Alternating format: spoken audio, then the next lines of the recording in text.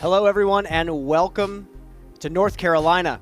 We are right at the foot of the Blue Ridge Mountains in the small town of Marion, just about an hour and a half away from the city of Charlotte, at the North Cove Disc Golf and Leisure Club for the 2023 Innova Blue Ridge Championships. Take a look at the can of current conditions. It has certainly shaped up today. A lot of the thunderstorm warnings are now gone. The day is warmed up, 66 degrees, low wind, phenomenal day for disc golf, and I'm sure all the players are very grateful, including one Ricky Wysocki. Put on a show and had a great comeback at the Music City Open last week. And he looks like he is ready for another push towards the top. And here in the booth, Brian Earhart, joined here by Nate Perkins. Nate, the band's back together, and we are at a phenomenal property for disc golf. Talk about North Cove and talk about Ricky in particular, how he fares out here. Well, Brian, it's an honor to be joining you here in the booth, and this is one of the finest settings for disc golf on the entire East Coast. We're here in the Catawba River Valley. We've got the Linville Gorge to our east. We've got the Blue Ridge Parkway to our west. And as far as Ricky Wysocki, I don't think his wrist is really going to be much of an issue at all. We had a chance to speak with him. He said physically it's not bothering him, but mentally he's still kind of searching for the pain and the inflammation that once was there. And we saw him shoot a 7 down on his final 9 holes at Music City. I know that was a little overshadowed from Simon's 8 under par, but I think he's in fine form right here, Brian. And I think the putt is the big thing that people are iffy about, because he said that was the part of his game that was starting to worry him, especially in regards to the pain. And then in practice, I saw his forehand looked a little shaky. It kind of worried me if he maybe didn't have the full power to snap the disc. But you were on the ground following all the players. How did his forehand, backhand, everything look? Well, yeah, there on 17, we could actually see he kind of throw his body into it a little bit, which we don't normally see from Rick. He actually missed that for birdie, but a 7 down on his last 9 holes. He is primed coming into this event. Well, he's still the current world number 1. I think in the people's minds right now, Calvin Heimberg is the number 1, but according to the points system, Ricky is still on top. And he still has a lot to prove this season. There's a lot of people who are wondering if he has what it takes to beat this man. I mean, Calvin is leading every driving category right now, Brian. And when the wind is down, I don't know if anyone's putt can keep up with him. Well, we talked about this last week at the Music City Open. He's putting 38% from circle 2, and he's a push putter. He's at the stretch of the tour where the wind affects the putt the most. As we move into the more wooded courses, he only has more of an advantage. Chase card 2023 Innova Blue Ridge Championship. Trevor Harbolt made his first appearance on the Pro Tour just last week at Music City. 30th place. Pretty solid golf.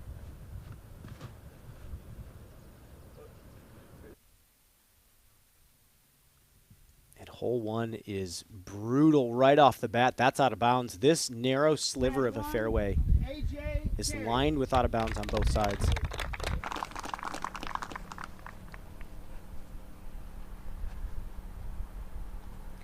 Players can go up and around with a hyzer and challenge the wind, or they can go up the gut like Trevor was trying. It's just not easy any way you spin it.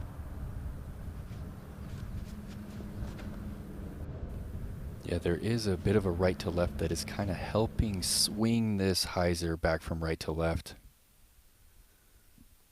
Well thrown. It's a great shot there from AJ. Welcome to T-Pad 1, Gannon Burr. With how much OB there is on this course, Gannon has to shape up. He is not in the top 10 in OB percentage. So this is a big focus for him this week.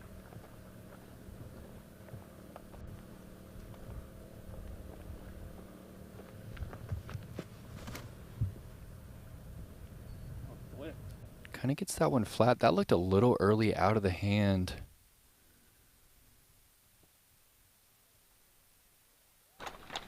but he relies on that stability that just dunks into the green. If you don't know Caleb Hall, you're about to know Caleb Hall. This is the man that hit the viral ace on this property, 600 feet plus. Such a talent.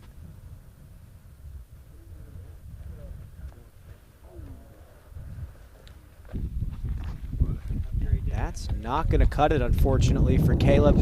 Such a challenging opening hole. And we have to throw it back to what we were talking about. This is hole 14 at the Boulders. The FPO played it this morning. Sarah Hokum threw in for eagle, but look at this.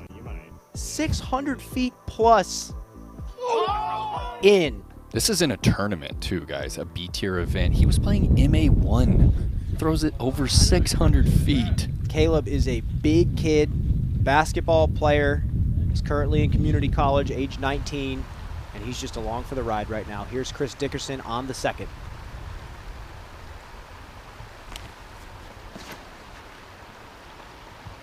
And this is right on the bank of the Catawba River. Chris has shaped this one up brilliantly. Checks up inside circle one. And that's a good shot, too. Heiser's not really a good play on hole number 2. We'll take a look more. But Nate, we got to go to Nate's notes, brought to you by blackinkdisc.com, the premium disc golf store. Yeah, nose angles are key out here, Brian. We've got a lot of uphill shots, and then we've got some pretty spectacular downhill shots. And you don't want to get that nose too high on those downhill shots. You'll drift and find the out of bounds. And, of course, course knowledge. I think that Andrew Diabolical Duval has conjured up a very difficult course with a lot of OB. You need to know where it's at, and you need to stay patient. You need to know that this course is not going to get shredded by the field.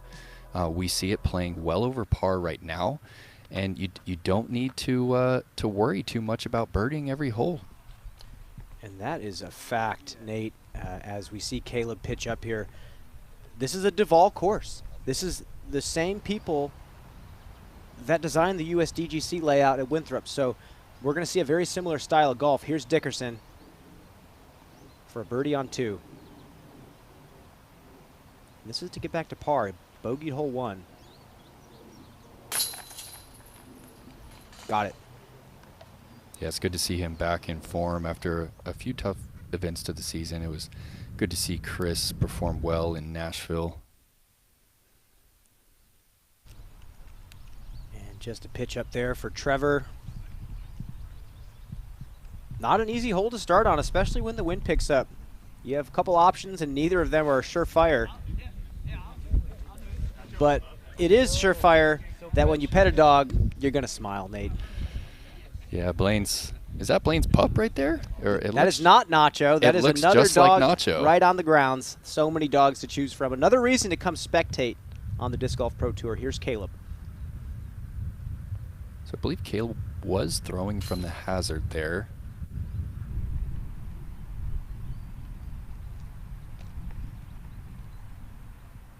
Caleb is going mixed bag. He is putting with those PA3s out of the Tri-City area.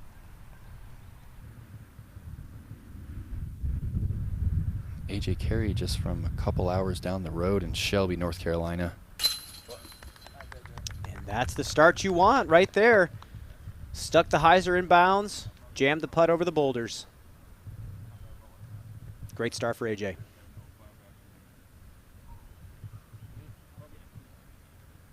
Kind of a unique feature to this course. A couple of these baskets are going to be around these massive boulders.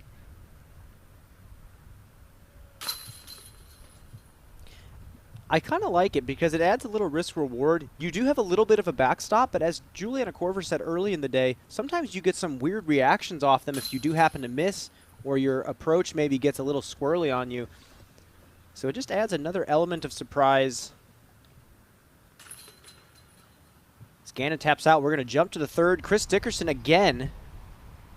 This is a tricky hole, placement oriented. Yeah, Chris is really only looking for about 300 feet here. Oh, and that looks like it's drifting too much, and he has found the out of bounds here. He's going to kind of pinch his angle on the approach. And let's fly over this third hole here, Nate. Yeah, so par 4 here, Brian. This ditch right here is tough footing. You really are looking for 300 feet here to get past the end of this ditch.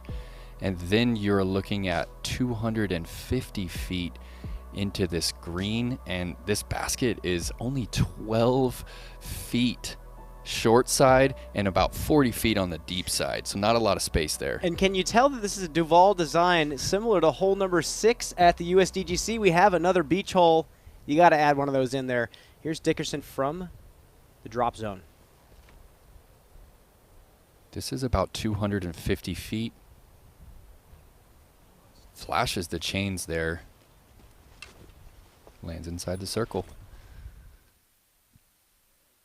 And we are here on number 2. This is a tough par 3.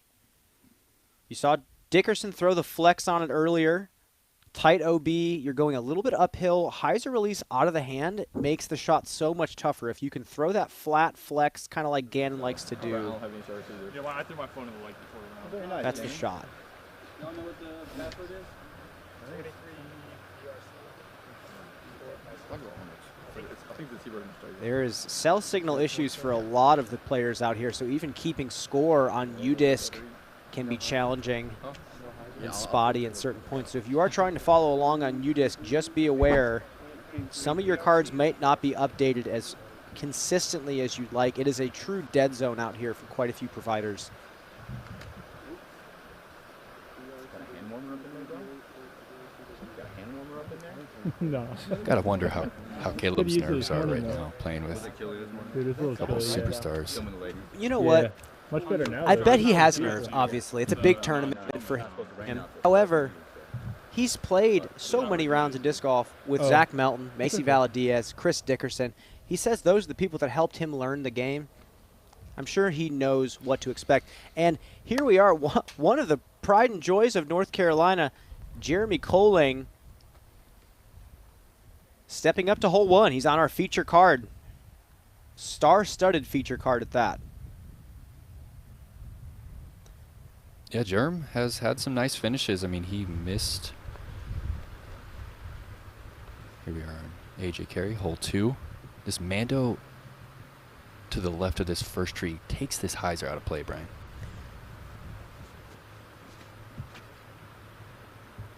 Yeah, it forces you to go flex here, and that looked high.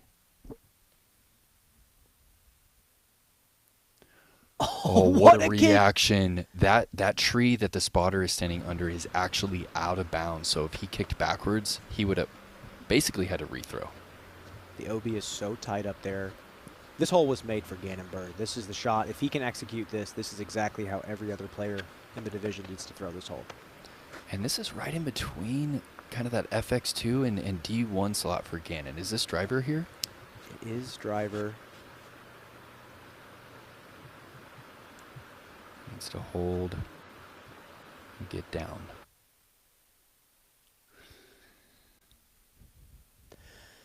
Red flag. And that's what I said before this round. He has not had a solid season in regards to keeping the disc in bounds. I believe he's in the 20s in regards to OB percentage. So he needs to shape up today if he needs to keep those scores down. Here's Trevor. Well, a little low out of the hand, but a great shape from Trevor, and that's going to find the circle's edge. Well thrown. He was one of the few players to finish bogey-free during that final round in Nashville.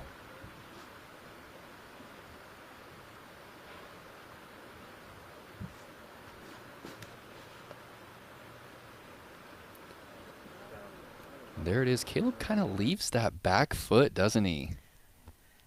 It's a very athletic throw and just leaks it long. It shows you how tough this hole truly is. And that's a great shot otherwise. Yeah, I mean, the OB's only 35 feet past the second pin here. Dickerson is inbounds. Remember, this hole, the green is the sand. This is for a par save.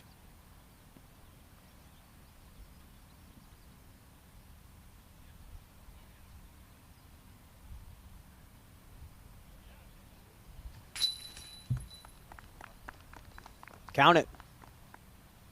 Stays at even par. before the round started, for your reference, a 2 under par round was 1040 rated. So look at these scores. We have some players shooting very well compared to the rest of the field.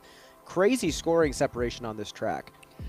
That puts 4 over par at an even 1,000 rated, Brian. One of the highest pars we've seen to hit that 4-digit rating. It reminds me of, I mean, maybe not as severe, but it reminds me of Northwood Black. And then it brings up the discussion of, don't we want even to be 1,000 rated, similar to traditional golf? But in this circumstance, we're just going to have to see how the course plays and how the players feel after a round of tournament golf.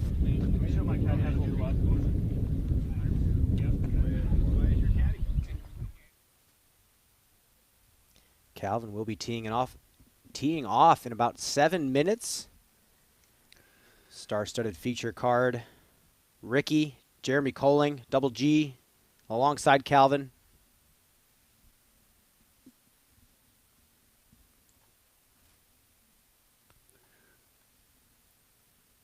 Yeah, players kind of prepared for the worst heading into this round, and it looks like the lightning is just going to skirt south of us. It's pretty pleasant down here in the Catawba River Valley.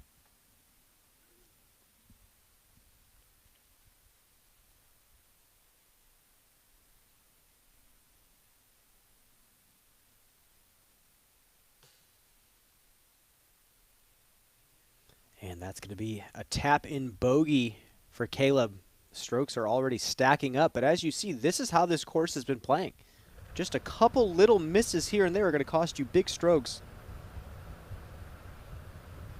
And a player like Trevor, who throws low and straight, could fare very solid out here. And check out how he keeps that putter flat even when he draws it down in between his legs. Got it. Unique style there. That's a great birdie. He's been PDJ member since 2005.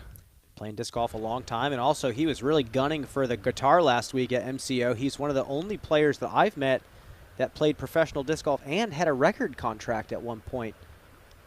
So very talented individual. Here's AJ for birdie.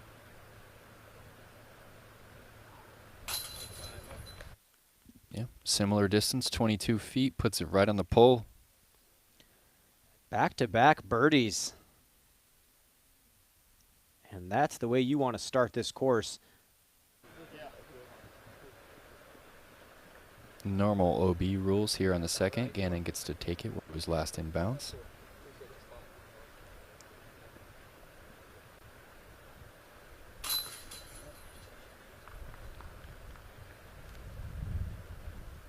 No problem there.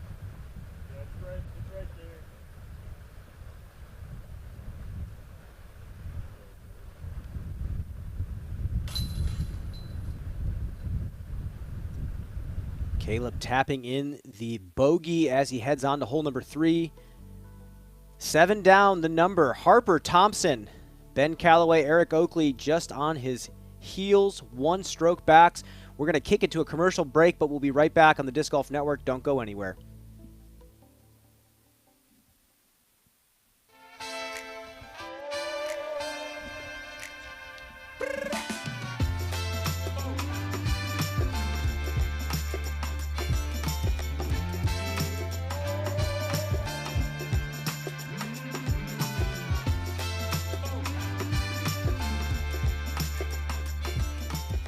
Welcome to the Innova Blue Ridge Championship at North Cove.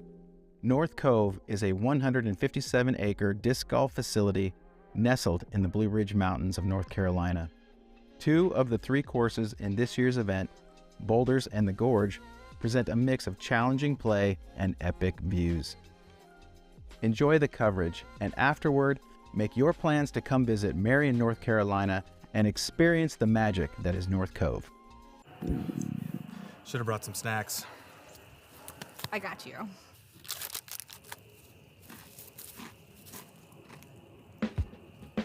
Ah! I got you. I got you. I got you. Oh, Karen, do you know where hole 17 is? I got you! Is that a compass? Karen, why do you have this? Ethan, just help me. We gotta get this set up. Okay. It's getting dark. 2, 3.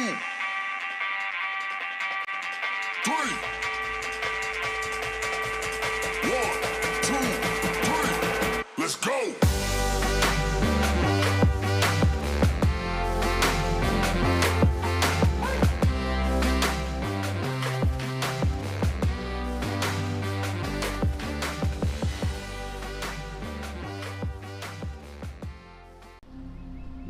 Here we are at the International Disc Golf Center. The course is just shining for the competitors. This place means a lot. It's the type of course that where as soon as you think you have it figured out, it shows its teeth. At a major tournament, there's a different kind of feeling. Make your career go to the next step, you need to win a major. We show where we came from and hopefully show where we're going with events like this weekend. Kyle Klein stepping up for the birdie on 18. Your Open champion, Gannon Burr.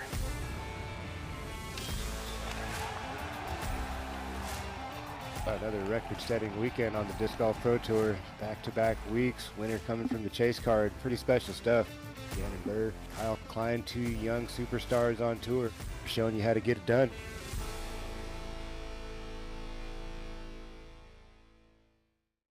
I think this golfing can improve our community in many ways.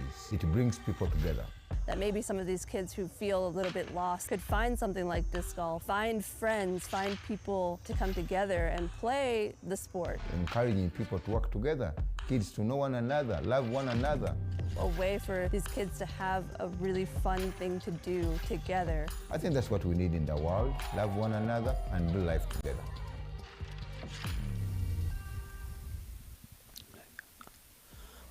Let's send it to the U-Discourse close-up. Nate, talk about North Cove. Honestly, one of the finest settings on the East Coast. There are 3 courses here. We are playing the Gorge.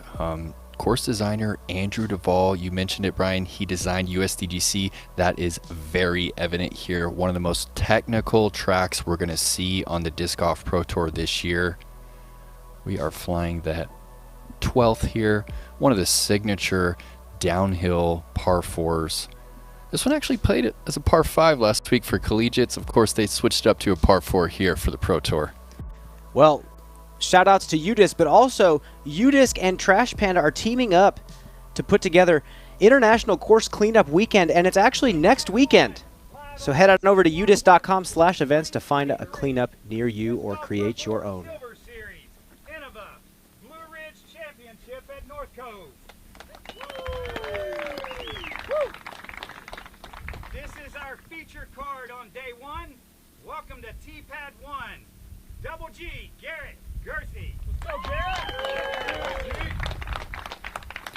Brian, we've got over 50 years of competitive experience on this featured card. Seems like we've been watching them forever. Garrett Luckenheiser. Yeah, this hole kind of faces southeast, and the wind is coming south out of the southwest a bit, so there's a right to left here on this hyzer.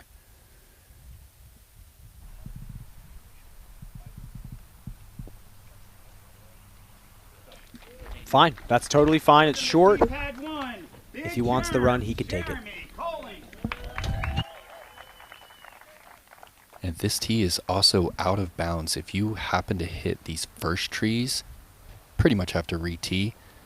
This is a technical forehand.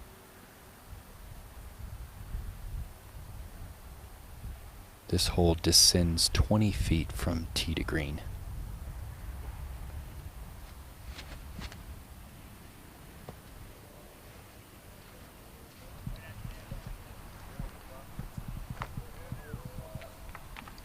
That's a beauty, Brian. That is absolutely a beauty. What a forehand from Germ. I like the middle gap if you have the confidence for it. And we're going to see that Firebird out of Germ quite a bit. He just told me that he actually took it out of his bag the week before his bag was stolen. Wow.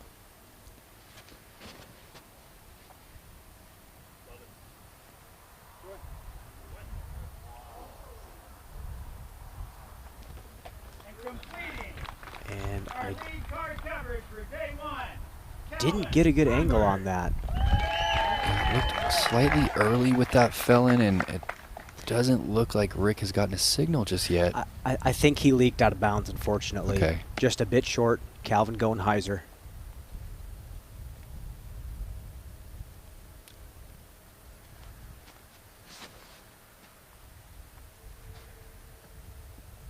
He's got the width. Needs it to swing. Green flag. Yep. And here's the thing. He leads all the driving categories, but he's 5th in OB percentage. This is huge for Calvin. This is a course lined up for him right now if he can keep playing his game. Here's Gannon jumping ahead. Second shot. Yeah, this is about 240 feet, and Gannon does not like it. He's swung that A2 a little wide.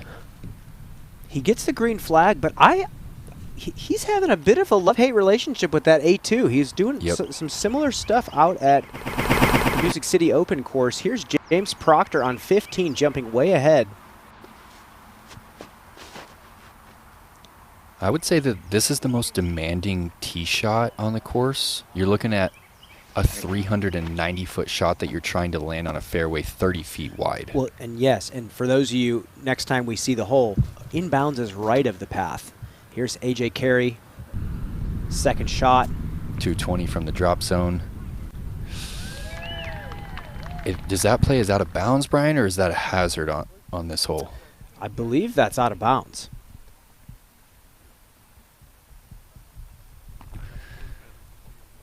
That's going to be something to note throughout this opening round.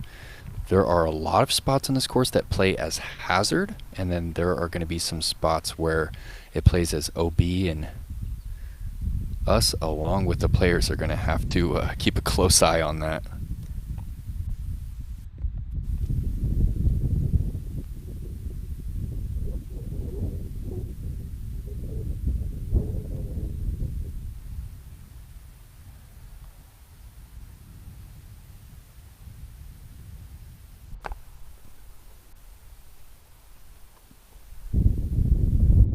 Conservative spin there from Garrett.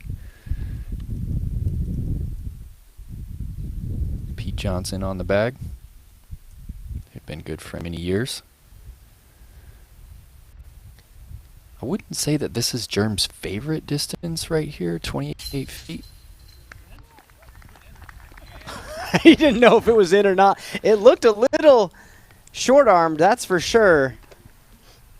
What's so funny about Jeremy's putting is he has a gorgeous stroke.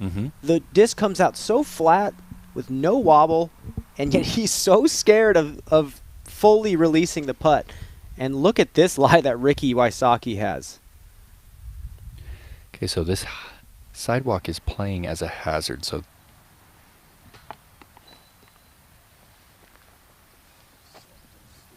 and he couldn't even really see the chains right there. And it doesn't look like Calvin is going to be able to see the chains either. This is going to be an interesting putt. I mean, it benefits Calvin more so than almost anybody in the rest of the field. He loves throwing those nose down dive bomb putts. Could we potentially see the basketball putt right here? No, he really doesn't like doing it. Okay. Oh my, no, he's not.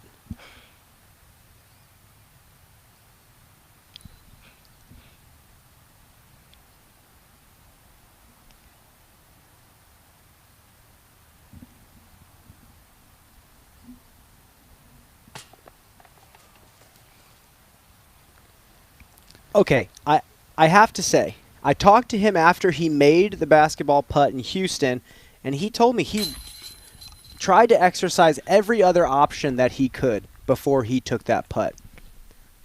Maybe we've seen a changed man after he saw it go in. I tell you, everyone in that crowd, their day is made. Their day is made. They just got to witness Calvin Heimberg attempt a basketball putt on the first hole. Hey, I'm a fan. Go for it.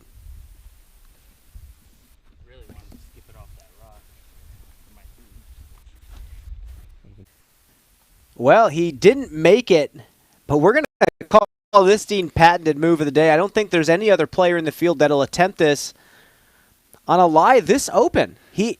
I will say there. Well, if you need some joy from patenting some intellectual property or anything in that regard, contact Sunstein, and they got your back. I genuinely thought that was going in. Proctor from the drop zone. This is a mean drop zone, Brian. Only 250 feet, but it is a posted stamp green, and Proctor gets the love, climbs the rock, and he's in bounds. And carry from the out of bounds marker. And that is going to be a tough one for AJ. Jeremy Coling on 2. All right, so he's going 9 speed here. He's looking for a little anhyzer out of the hand, but this is a pretty overstable fairway. It's a great tee pad placement. It forces a very risky technical shot. Unless you want to do what Trevor Harbolt did and throw just a laser beam, good for you.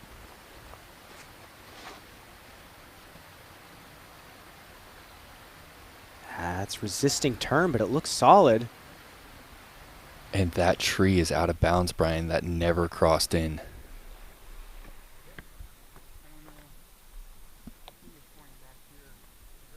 I think Jerem is getting word now that it is a rethrow.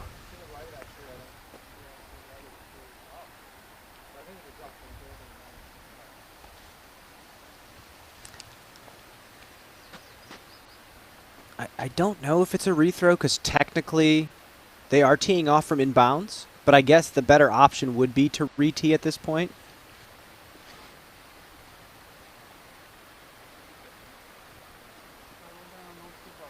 Garrett getting on top of this 9 speed here and skips up, nearly finds the metal.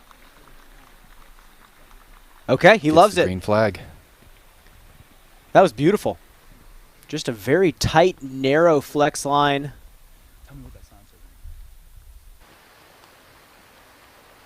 Calvin has Draco here.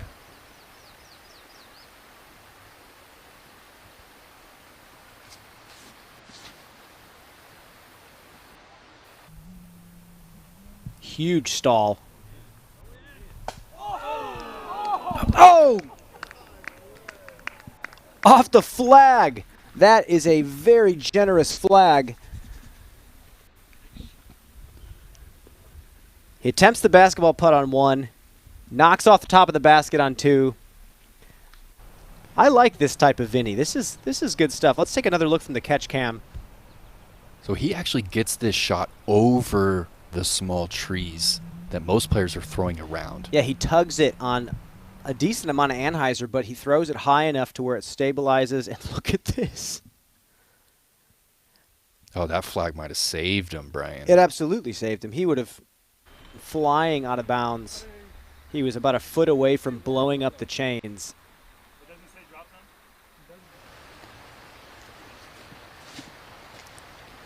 And while we were watching that replay, here's Ricky with another beautiful flex shot.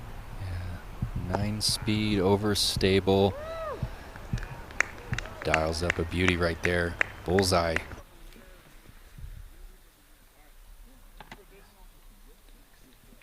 You know, and that's Ricky's stock hyzer almost to begin with. That's how he likes his discs to higher out of the hand. Just a perfect shot. Back to Proctor on 15. Got it. And this is the re-tee from Germ. And there is not a lot of room on the right. That might be... It was overturned enough to dig right there. But he's looking at a double bogey.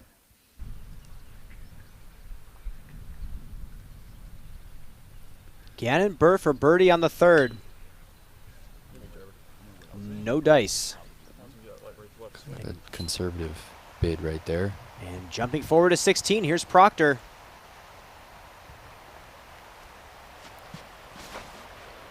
.16 is a narrow landing zone, par 3. So much out of bounds. And he gets the green flag. That is on the playing surface. Harbolt, birdie. Oh, yeah. Look how relaxed he looks from circle's edge. He's 2 for 3. And Nate, we were just talking about it during the commercial break. Someone with Trevor's play style, just low, straight, he really could do some damage on this course if the putter is still working.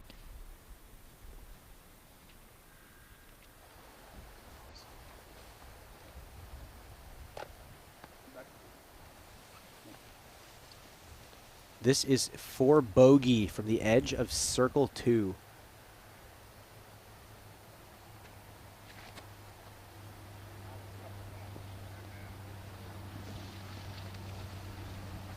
He's going to take the double and move forward. And if you look down the leaderboard, there's a lot of orange on this course, spread pretty evenly throughout the rest of the track. Yeah, I believe the course is playing 5 over par currently. Near the middle of day 1 here.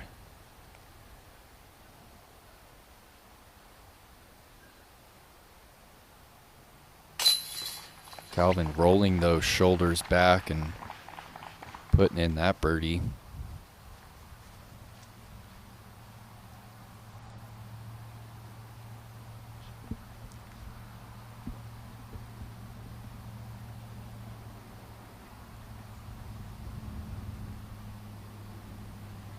Yeah, gentle tailwind here, but I mean, he's right at 14 feet.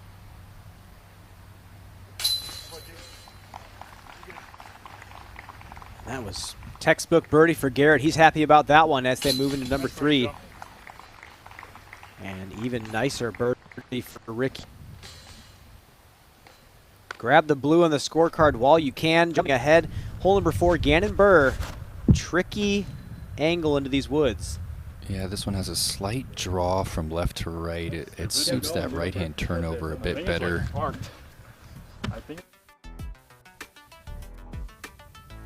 And we'll zoom in on that putt for Gannon Burr. We'll check and see how far that is just in a few minutes. We're going to take a quick commercial break here on the Disc Golf Network.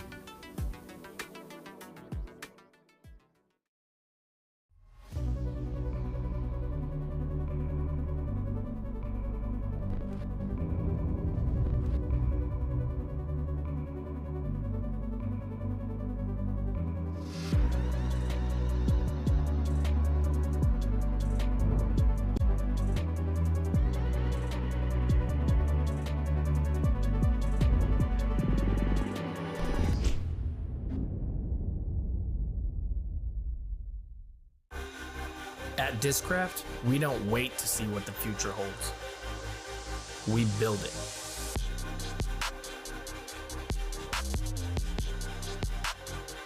The future is in your hands.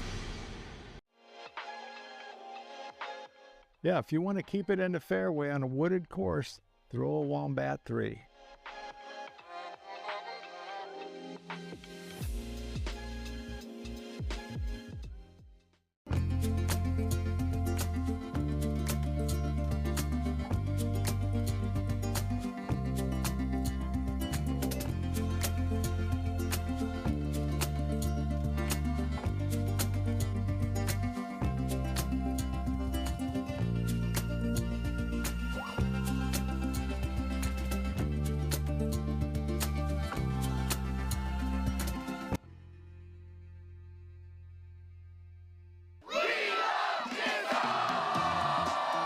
The Educational Disc Golf Experience is the leading nonprofit organization bringing disc golf to schools nationwide since 2003. EDGE provides age-appropriate discs, targets, and a classroom-linked curriculum which empower educators to teach the fundamentals of the sport. In EDGE's 20 years of existence, over 2 million youth have been introduced to this great lifetime activity. Be a part of the next chapter of disc golf. Support EDGE today. And we have Garrett Girthy on number 3, and it looks like he's trying to cut the corner and hit the green in 1.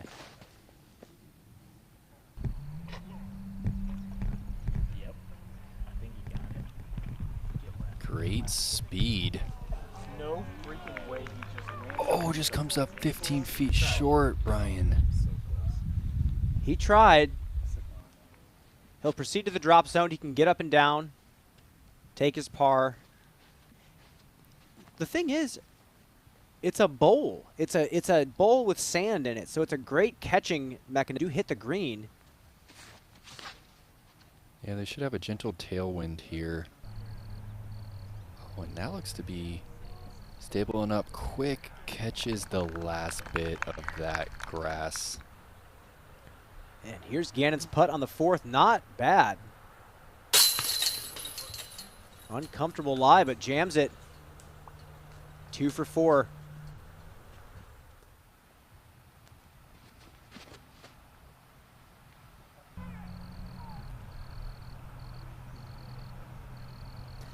It's going to be in that ditch. That is tough footing, but it's only 260 from the pin. Proctor again on 16.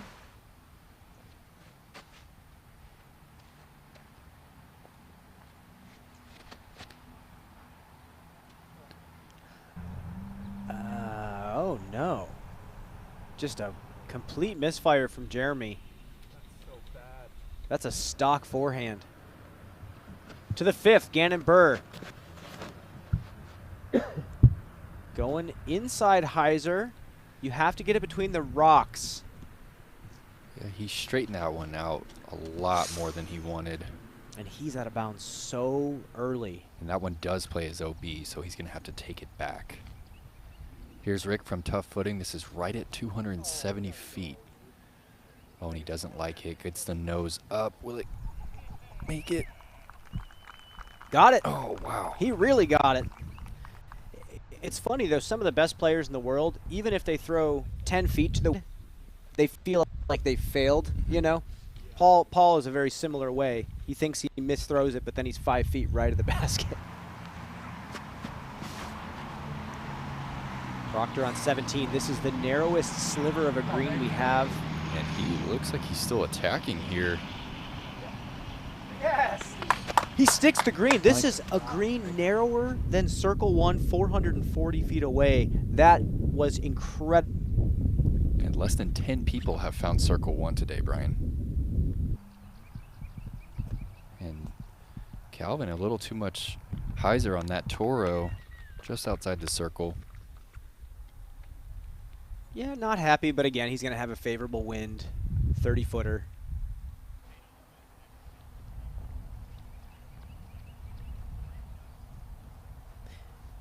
Got to commend Garrett for trying. That was definitely close.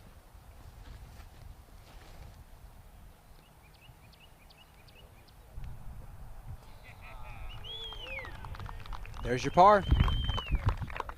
Displaying the touch there.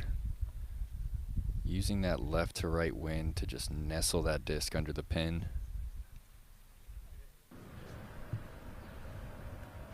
Harbolt on the 5th.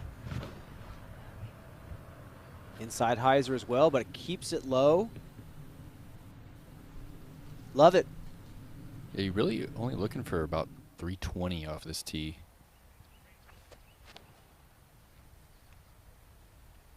AVR X3 here from Jerem. Gets it high. When you know there's sand underneath the basket, you might as well run it. Nice shot there after a rough tee shot. And let's take a look at the scores. 6 under par looks to be the mark.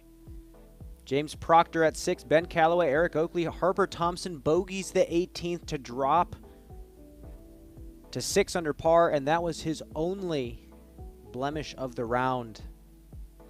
Kyle Klein 4 through 7, Isaac 4 on the front.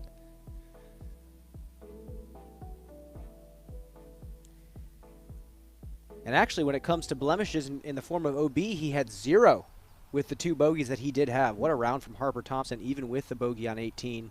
He's probably still going to score under the average. Here's Calvin. Just the slightest right to left here.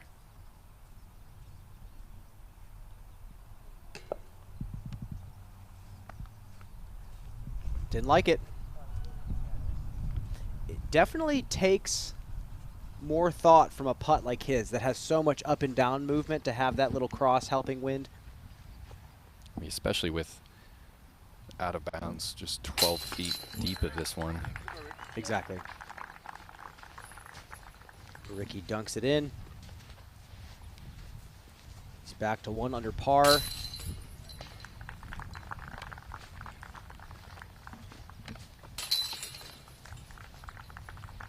Yeah, the risk reward was there for Garrett. I mean, he's tapping in a par right there.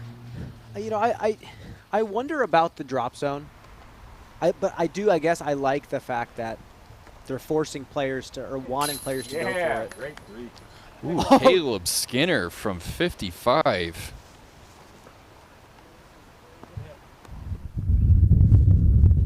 What a putt on a very challenging hole. Here's Gannon's second on hole number 6. A little bit more. Yeah, he's about 470 out here. You do not want to hit on the right side of the pin, and look at that. 50 probably. 60, Just maybe. outside the circle for par there. Proctor for birdie on 17 after a phenomenal tee shot. Did he go deep, Brian? Just a hair deep. And gets it. Knocks it in. He moves to 7 under par after that birdie. And he's currently the hot round of the day if he can keep it together in 18.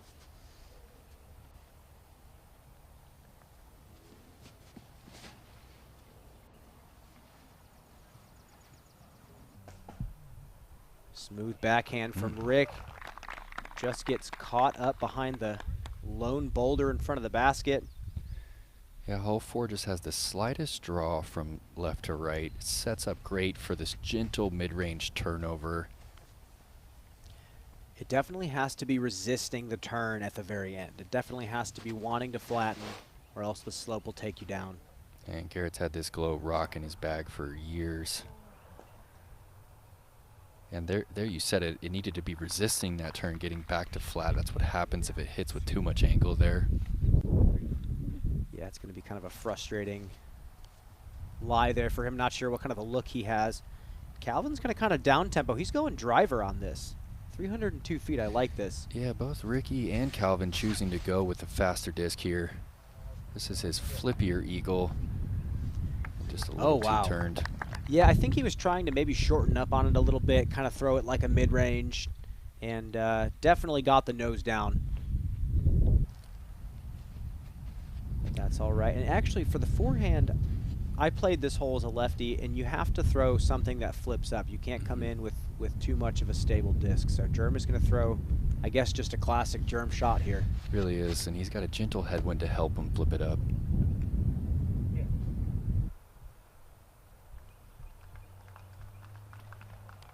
Oh, all the way back down the hill. And, you know, he knows it wasn't a perfect shot. He knows he was a couple degrees away from getting that nose down. But we move down the fairway. And on a course like this, I think Jeremy has a shot shooting hot. Gonna jump ahead to Gannon Burr, putting for par. Looked a lot closer to the basket. No. Puts it up in the wind, Brian. What an up and down. I have no words for that one. That was such a gorgeous putt, so confident. Such trust in the stability of the putter. That was amazing. Nice par from Gannon Burr.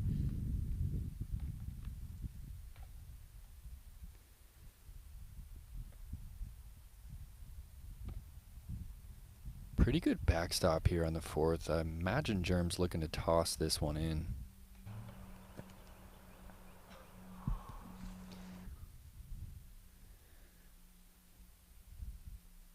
Just a bit short. No problem there for the putt. He seems confused. He'll be fine. Jumping up to the 6th. Gannon Burr. Yeah, the first of 3 holes on a mound, and where's that A2 headed? Spike forehand.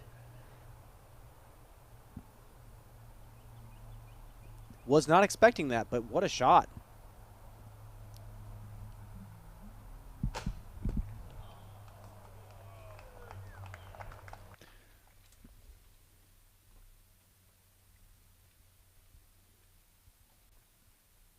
Decent effort there for Calvin. He's going to be 10 feet away from the basket to tap in a par. This is a tough green to access. It's sloped in such a way where the backhand has to land just perfect. Forehand has to have a little shape to it.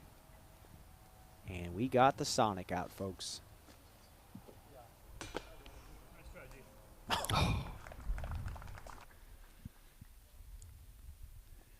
Good shape there. Just needed one more rotation. Oh, he knows we love it. We all know that he loves it. I love that he's just throwing a mold that makes him happy. And Ricky jams a nice birdie in there. The first time I met Garrett, he put a Sonic on a dime in my lap from 350 feet across the field at Beaver State. And I nearly cried. Well. And Germ steps up to that one real quick and finds the nub, and that is a really unfortunate bogey there from a pretty wide open approach. Yeah, that's just one of those elementary mistakes that you're going to kick yourself for after the round. You really have to kick this aside and keep moving forward. They have a little bit of a walk to the next tee pad. As you see, James Proctor going into 18. One-stroke lead over 3 players. Decent spread throughout the field. We have a lot more disc golf coming up. We're going to take a quick commercial break. We'll be back in just a few on the Disc Golf Network.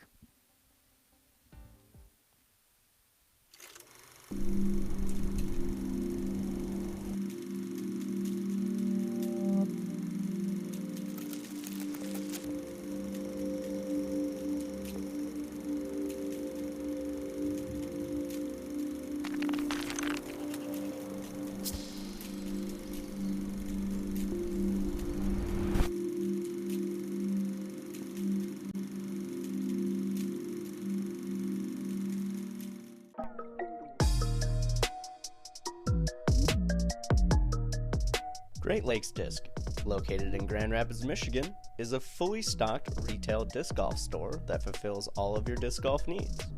We carry all of the major manufacturers, accessories, and offer player and event sponsorship, along with tournament payout assistance.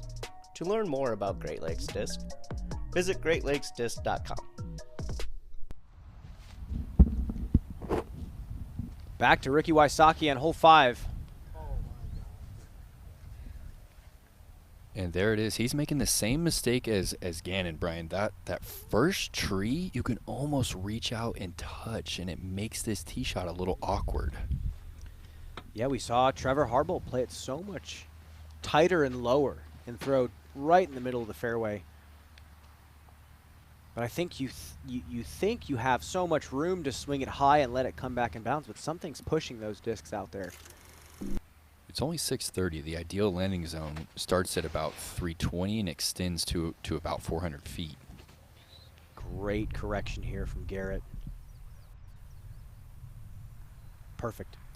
I caught up with Brody Smith on this hole, actually, and Brody was practicing by himself, throwing a bunch of shots, and he said you really have to pick a side of the mountain to hit. If you hit too far in the middle, you very easily can skip and roll the other side out of bounds. He said he had that happen to him a couple times.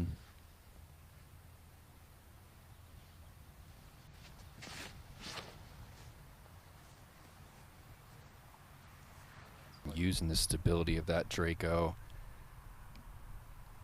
Ooh, good reaction to climb there in thick grass. It's hard to believe that this is an old traditional golf course. The ground is so lush out here. We're not getting skips like you would normally see at a golf course. What do you think about that line, Brian? Love it. Looks wide. No.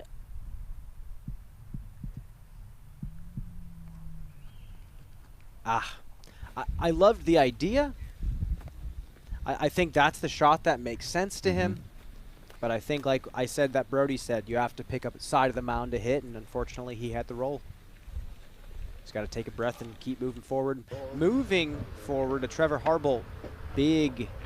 Oh, go in. There.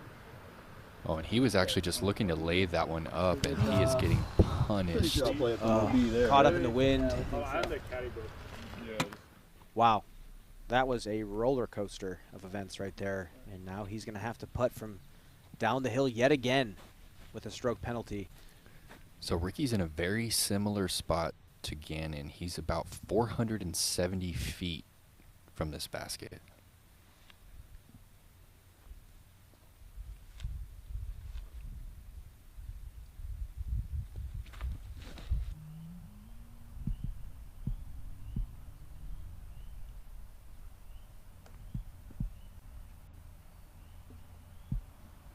Short. Still long ways away. And we're going to jump forward again. Trevor Harble putting for double bogey. He's going to call a provisional just in case. Putt. Okay. Bangs it. Is that the re-putt right there? Yeah. I believe he went out of bounds, took it from there. And I heard him say provisional, so I believe he's still going to play out another shot. And Gannon actually just stuck it right there, Brian. That's so hard to do. That's such a steep mound. I mean, he threw it really high. I mean, that's the only way something like that could happen. That was a fantastic birdie there for him. And our lead card starting to make their way under par. Jeremy having kind of a rough start. Lots more disc golf left to play here at the Gorge.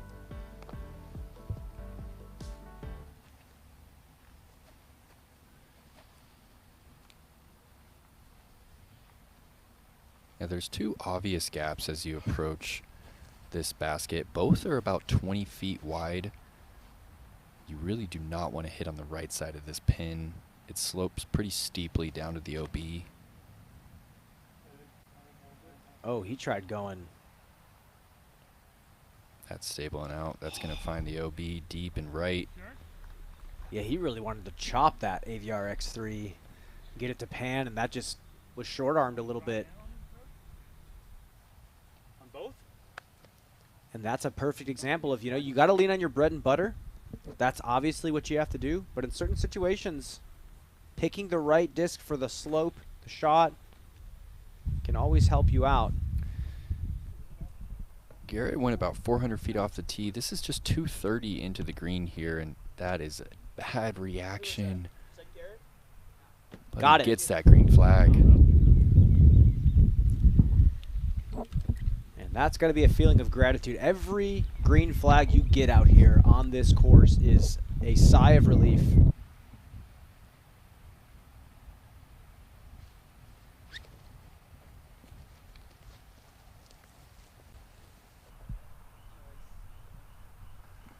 No problem there. Calvin's going to tap in.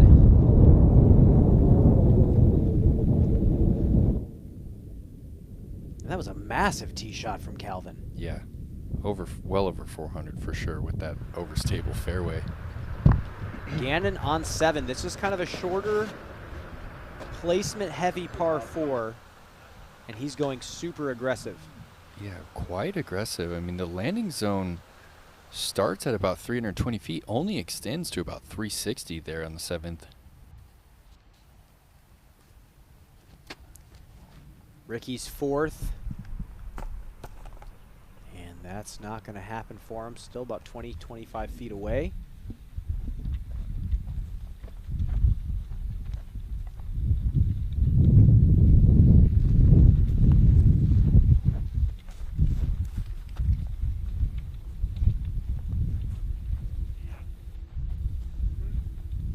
Look how steep this slope is down on the right side. And it doesn't seem that steep when you're standing in the middle of the fairway.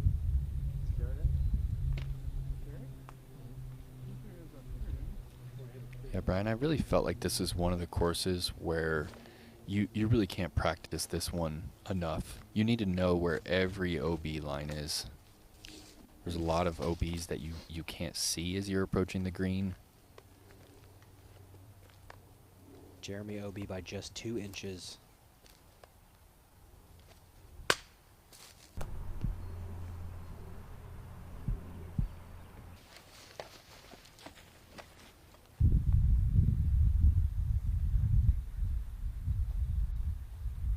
Just take my meter in. Taking his meter. A little bit better footing here for Garrett. And that is a fortunate stick in bounds. There really was nothing stopping him from rolling out of bounds there.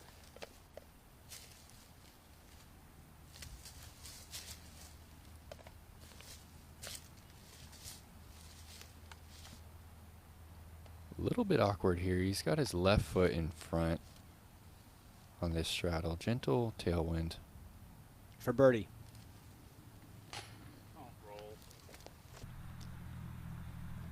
That hit off with some pace.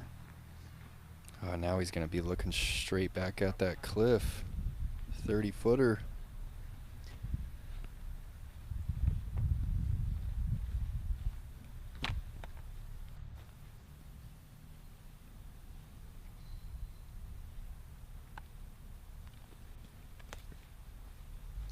You get a good save. You don't capitalize. You now have more work to do. What does Ian Anderson always say? Worst words in disc golf. Still You're out. still out.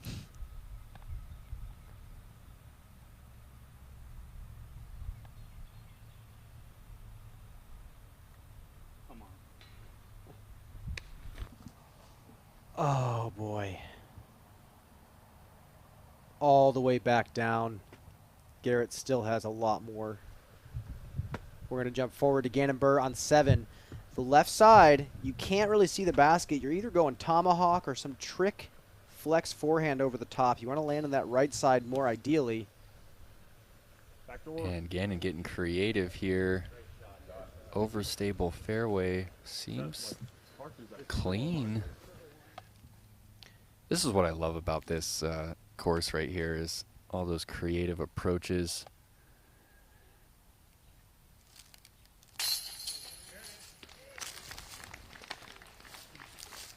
Saved some extra strokes here for Garrett. Kind of a tough stretch. Hits a nice uphill putt. He's going to move forward to hole 6.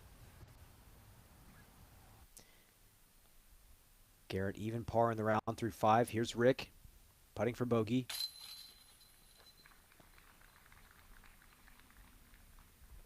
And not a par yet on his scorecard. A bogey birdie sandwich.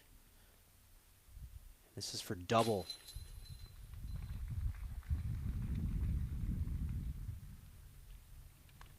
Very tough start for Jeremy Colling. Happened quick.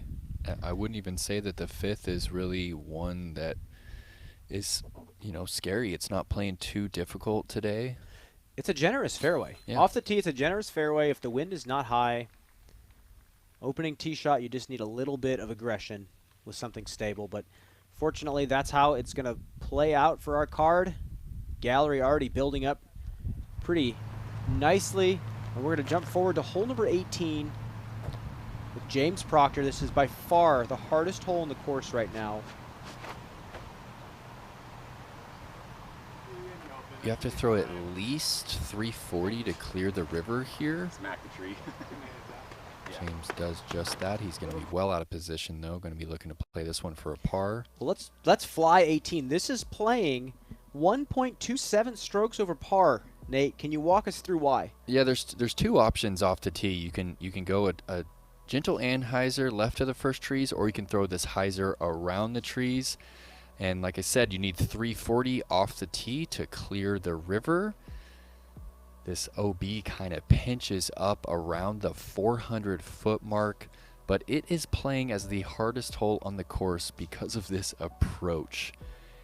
It is a tiny, tiny triangle of inbounds. Yeah, look at this. So what is the shot to get up to the basket from a decent drive? I mean, you're looking at either a 370-foot up to a 420-foot hyzer that is flying over the Catawba River the entire way and lands on a green that is just barely bigger than the circle.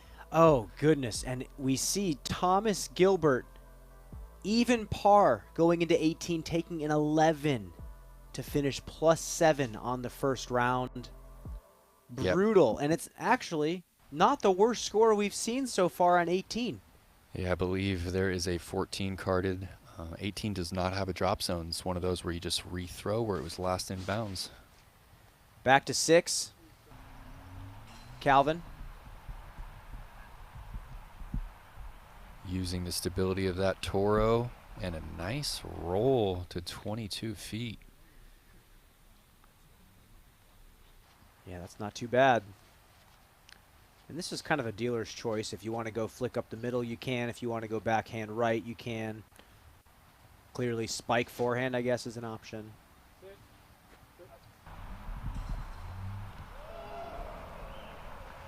Beautiful putter shot, hits that hill flat, gets a nice reaction. What do you like from Garrett here? I love this just stable mid-ranger putter from Garrett, little down tempo. 272, so he really has to take a little bit off.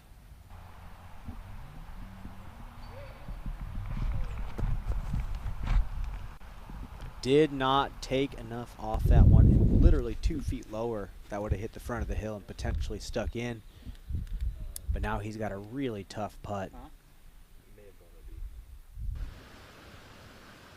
Back to Gannon Burr on 7. This is where the flex forehand landed, and he got it. 4 under par through 7 holes. Gannon Burr is on a tear right now. Jerem taking in his options here. I think he prefers this Spikeiser.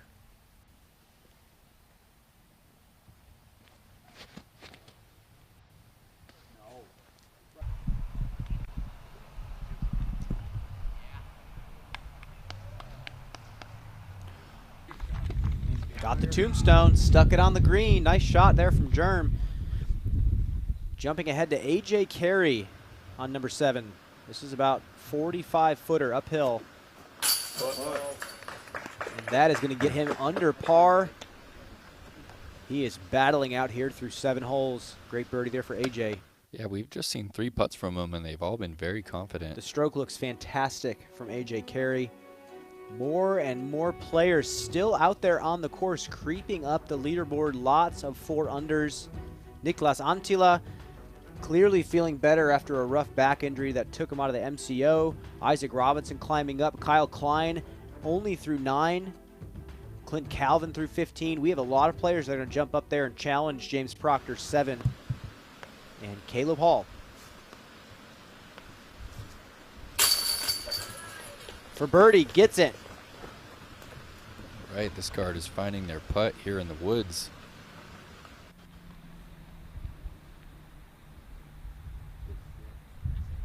Oh, misfire from it, and hopefully that sat down. Not happy about that one. So that's a drop zone that's Garrett is putting from there correct. on 6.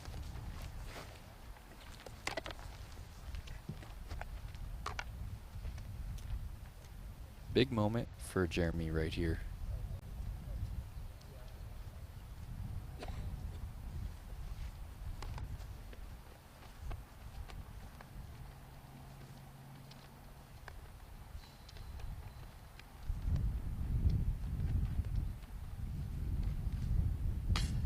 Come on, man. Yet again, short arming it. I mean, uphill headwind putt, not easy. It's hard to keep the nose at a steady angle. And Jerm does not capitalize on the beautiful drive. Here's Calvin.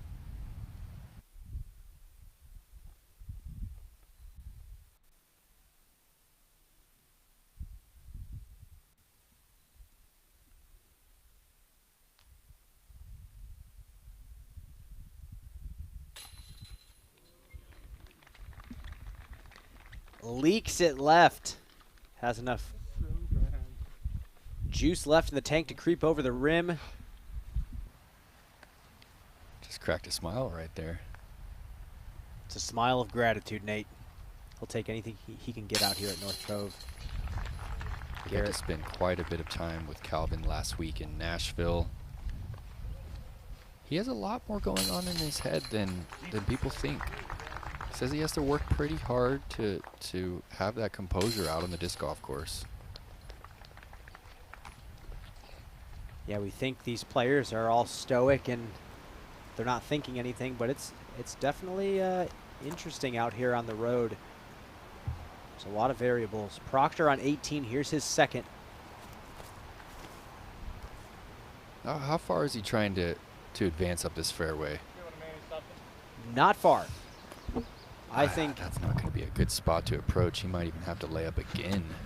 And if he lays up again, he's still taking strokes in the field.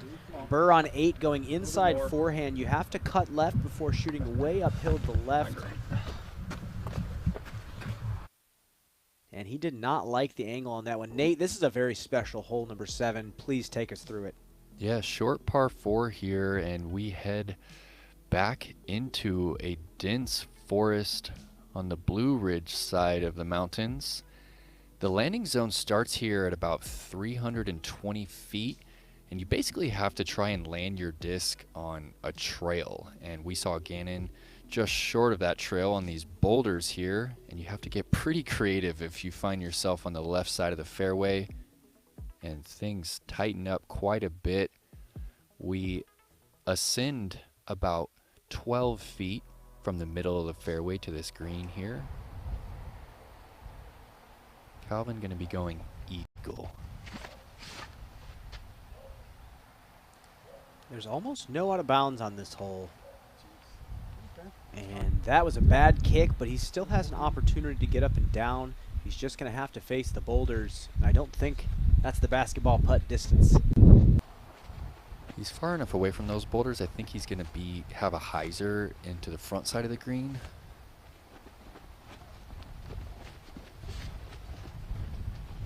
Oh, go. Go. Aggressive from Ricky Wysocki. That was perfect. Way up the fairway. Yeah, it gets that to drift right in front of that Y tree. That kind of marks where you want to see that disc turning or fading if you throw a forehand here like Germ. He's going driver.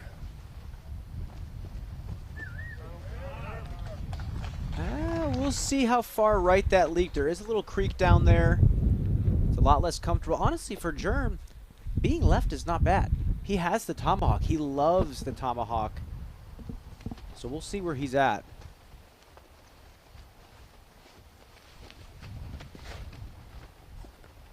And Garrett mentioned that this is one of the few holes that you can really bomb and scramble. So he's just looking to go big on this one and try and get it over the top of the boulders. And he does exactly that. What a drive from Garrett Gerthy. Just that control turn. What a shot.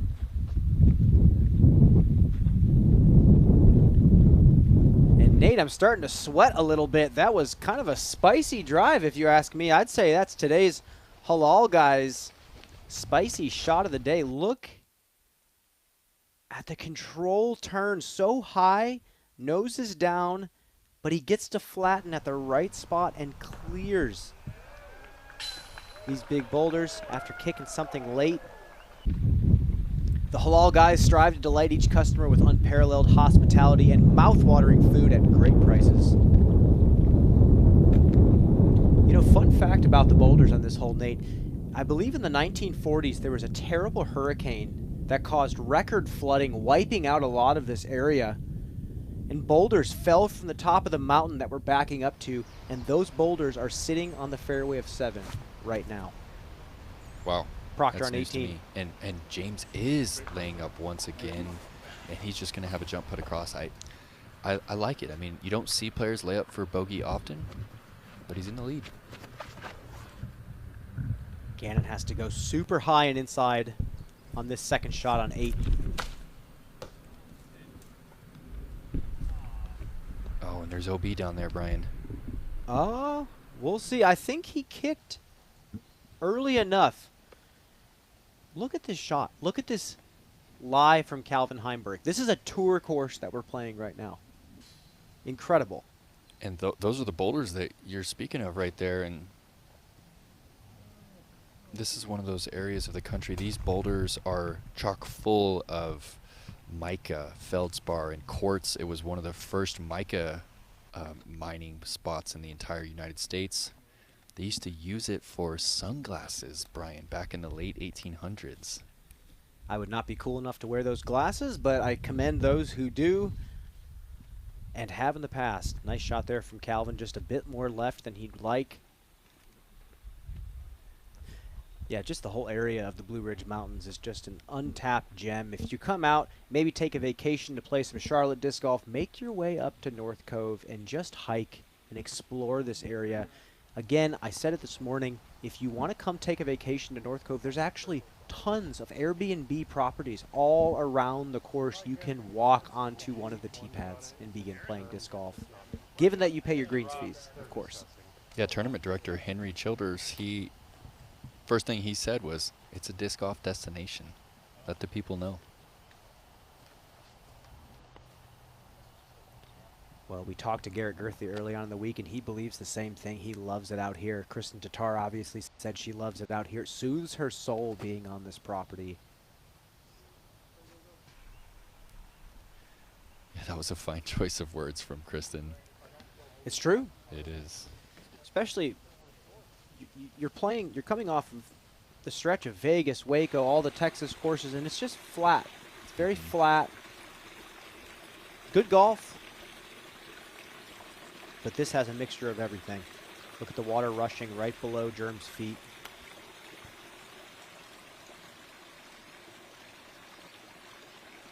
Still going to probably have to go tomahawk. I can't even imagine the sound of those boulders crashing from on top of the ridge. Well, there's been a lot of record flooding in this area. 1912, I believe, is the year. Another storm hit and caused a lot more destruction in this area. And again, more boulders all over this little property down in the valley.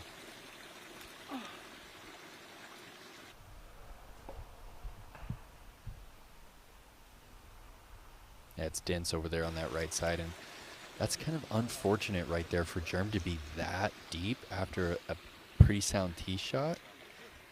It is, but with the angle he was coming in at and how high he threw it, you are sloping down towards that creek, so just needed to keep that a little lower. Proctor going to lay up and take his 5, and with that, take strokes on the field. Players are going to be looking at UDisc after this round, and you know they're going to be readjusting their game plan. Here is Ricky.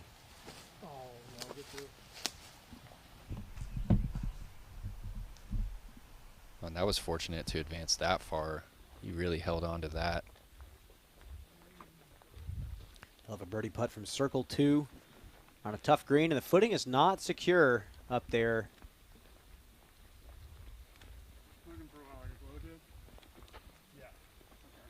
Talked to Calvin about this course earlier in the week, and he said that the finishing stretch is brutal out here. He said you just have to keep it in play, put yourself in the playing surface. Otherwise, he said this is a very enjoyable property to play disc golf on. And that was Gannon for birdie. That was live. He did not capitalize on the good second shot. And there's that footing you just mentioned. You just never know what you're going to get on these holes that finish off into the forest. Good touch. And Jerem's got to start putting his foot on the gas right now to undo some of the early damage.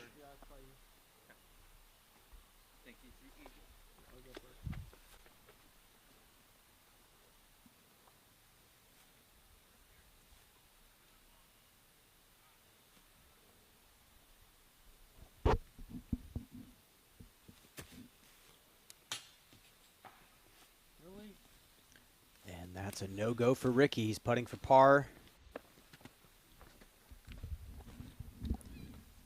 He is still at 2 under. Not a bad score compared to the rest of the field. 6 under, still the hot round of the day.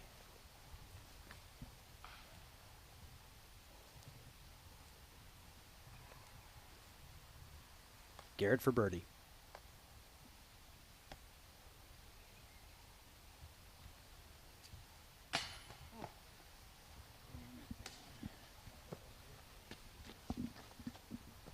Dead calm, just outside the circle and just halfway in the basket. Catches that last nub.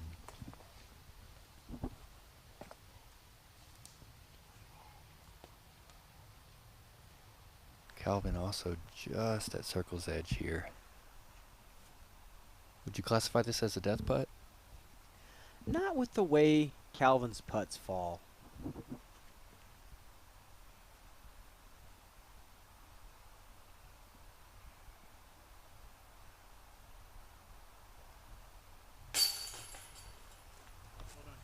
It's not a death putt if it goes in, Nate.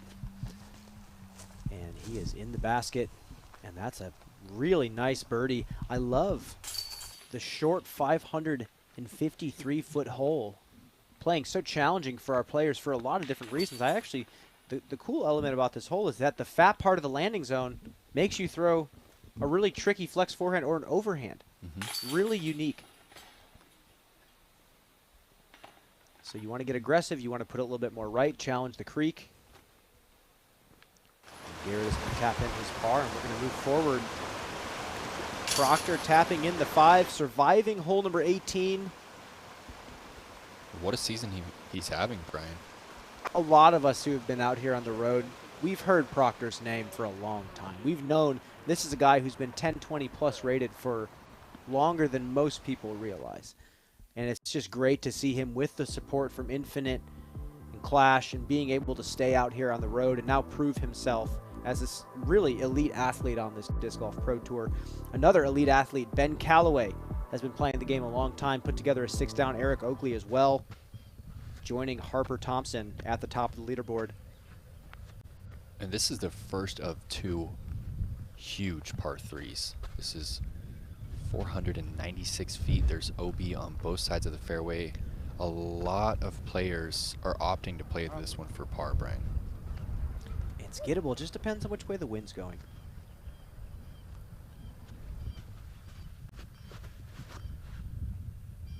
They should be playing into a slight tailwind here. Yeah, that was really down-tempoed by Gannon. He did not want anything to do with that full distance. And really, you can take a control driver and put yourself within C2. Calvin on 8. Just got to put this one out in the open, get it right. Ideally, you want to be more right on the fairway as well. You want to push as far right as you can as what's comfortable for a more open angle on the second. Yeah, it's almost impossible to push this forehand too far right. There is an out of bounds marked by some rocks there, but as you said, it just really opens up your angle the further right you push. Yeah, Ricky's going to be a little bit too far left for comfort. Really the difficulty of this one is this steep uphill approach. Yeah, it makes everything a little bit more stable. It's hard to get it to actually penetrate. We'll see what Garrett does. Does he want to go forehand, or does he just throw the big turnover backhand? And speaking of stability, Brian, did you hear many of the players talking about that here? I mean, we're right at 22 feet here at Cove. I did. I actually played a little bit of practice round, with Marweed, and he was saying it's just at the elevation where stuff is starting to not turn fully. Well, if you're watching this round for the very first time on YouTube, we got to give a shout out to Disc Golf United for providing free YouTube coverage for the first round of this tournament. Make sure to use the code DGPT to save 15% and get free shipping on all orders on DGU. Huge shout out to them providing the free coverage today.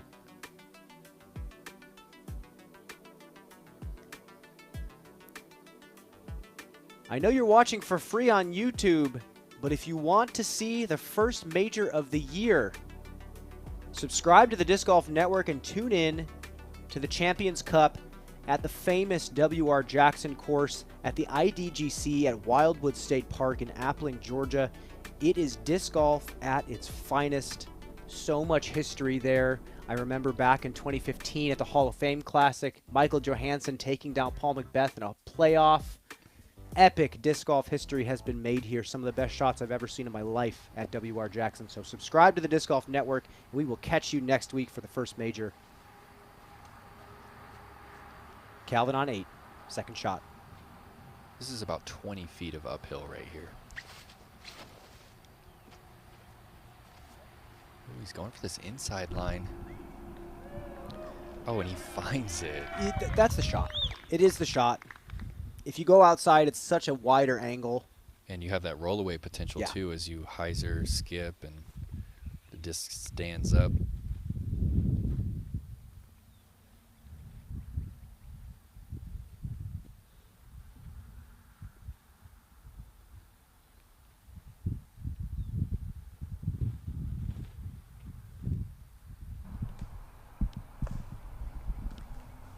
Garrett going with the spike, getting caught up, and that is going to be tough.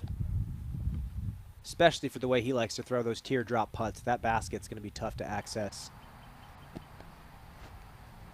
I'd love to be proven wrong. Here's Germ. I actually like the forehand turnover on this shot. Yeah, he kind of pushed his tee shot too straight. But he gets to ride the slope, which I really enjoy.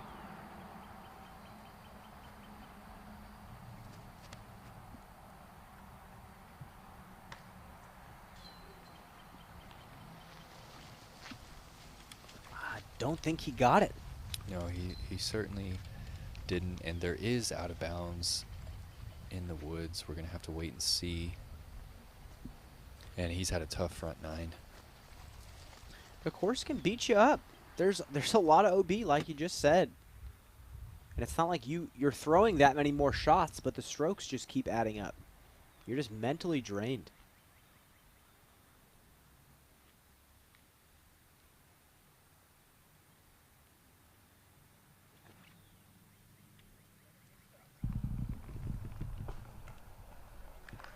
Ricky makes the correction on that line, and that is a beauty. I remember a time where he would opt to throw that overstable approach forehand over anything. And that's what we were talking about. Let's see this shot again. Why would you not? If you can get from point A to point B, if you're confident in the shot, go for it. And clearly he's healthy if he's going for shots like that. And he's leaning on the forehand. It's coming out with power. That was way up the fairway. But that's the funny thing about disc golf. You know, you have your bread and butter shots. But then at the end of the day, sometimes the percentages tell you you have to throw a different disc and throw the more appropriate disc for the shot. It's always that delicate dance.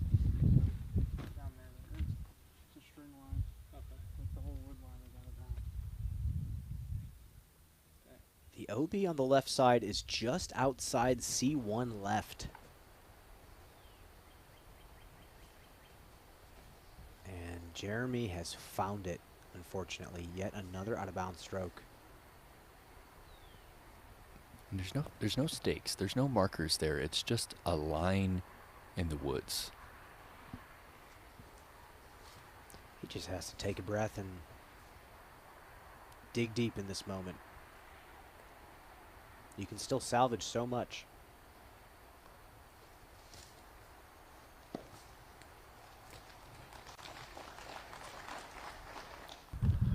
Jumping to the 9th hole, Gannon Burr, long look for birdie. And a conservative bid, but a tap-in par is just fine on 9. Only 4 birdies on the day on the 9th hole. Yeah, one of the most demanding par 3s on the course.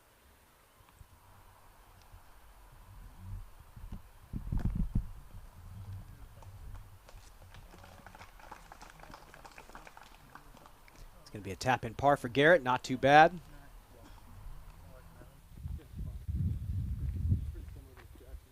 And Calvin and Ricky. Couple of bullseyes.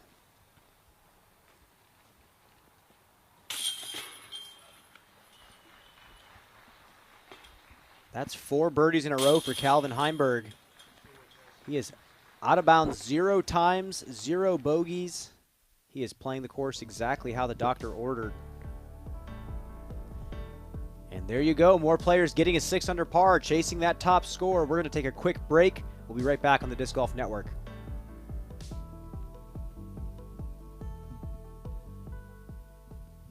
Hi, I'm Innova Team Captain Nate Sexton. Welcome to our instructional disc golf series. Maybe even bank over to the right, and that's going to give the putt loft. Slight flex line, so you'll see this come out a little bit higher to give you a variety of different shot shapes. The farthest away player should go first towards the basket.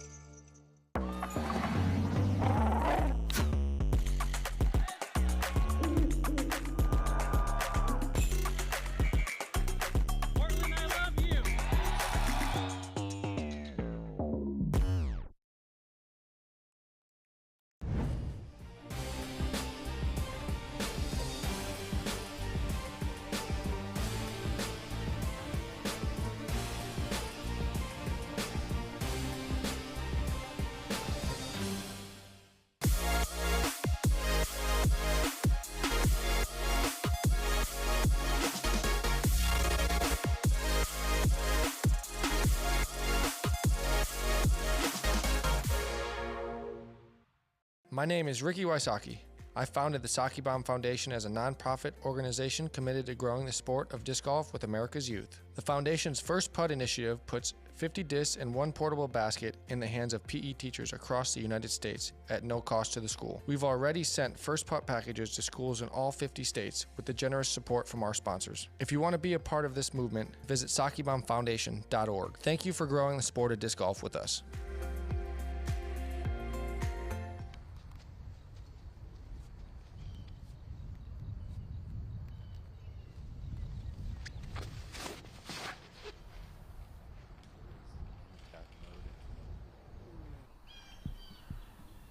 That's high. And Calvin, huge drive on number 9. That leaks just outside of circle 1. Yeah, that OB kind of tapers off right at that 50-foot short mark. It heads left. So if you get this one up to speed, even if it hyzers out a bit early, you should find safety.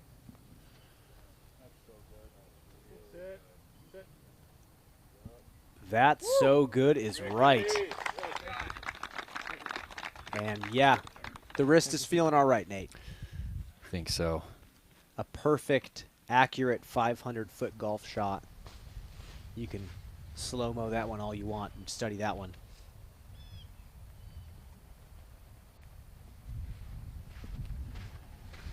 That's the type of shot that makes the next couple of players like almost forced to go for it.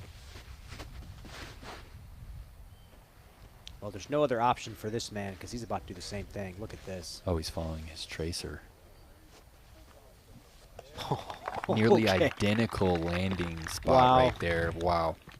And it plays slightly uphill for 500 feet as well because there's a little ridge you have to get over to be able to access the green. Yeah, and this one is heading south. I misspoke earlier. This should be a gentle headwind that these players are faced with. Germ overcooks that a little bit, but it should have enough stability. Gets some claps. We'll just have to see in just a bit where that ended up.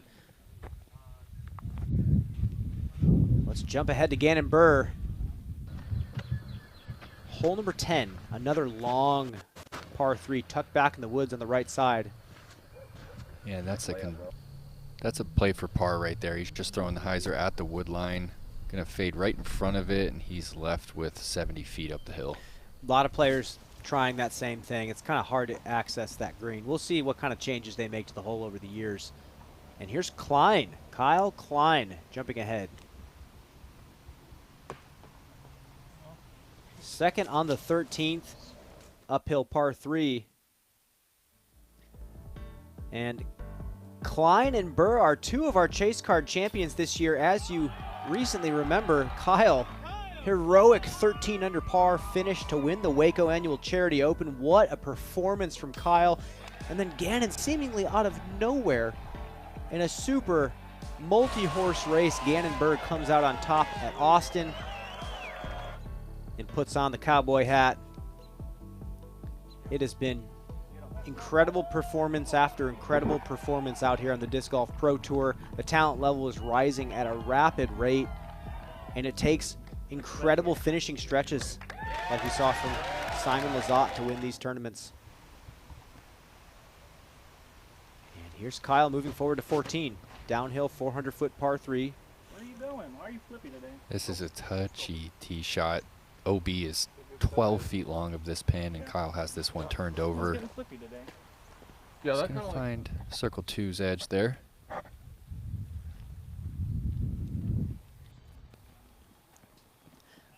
Looking back to Kyle, I love thinking about the 13 down he shot at Waco. That's after they adjusted the pars on multiple holes.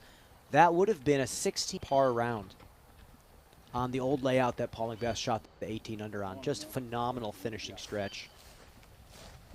And Germ out of bounds again. The line looked good, it just did not creep back to the left. He's going to check the rules here and see if this is an OB line or if this is hazard. Some of these holes, the cart path is actually safe, and it's only beyond the cart path that is OB. Brian, what do we have? It's the inside of the cart path, unfortunately. If you're over that left edge on the right side, you are out of bounds. Standard OB rules apply. Yeah, nothing seems to be going his way here on the front 9. In his position, you just can't bleed strokes. You have to still focus on the simple stuff. There's players that are shooting 7 over par. Paul Ulibarri shot 7 over par today. Thomas Gilbert, 7 over par today. It just happens out here. These are fantastic world-class players, and he just can't give up. He has to finish the round because there's 2 more rounds of golf left, and he has 9 more holes this round.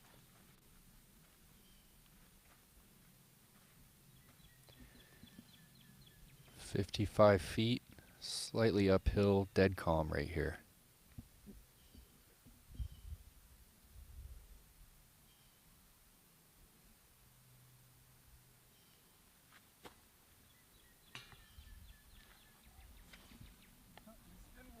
That's a good stick there on the green.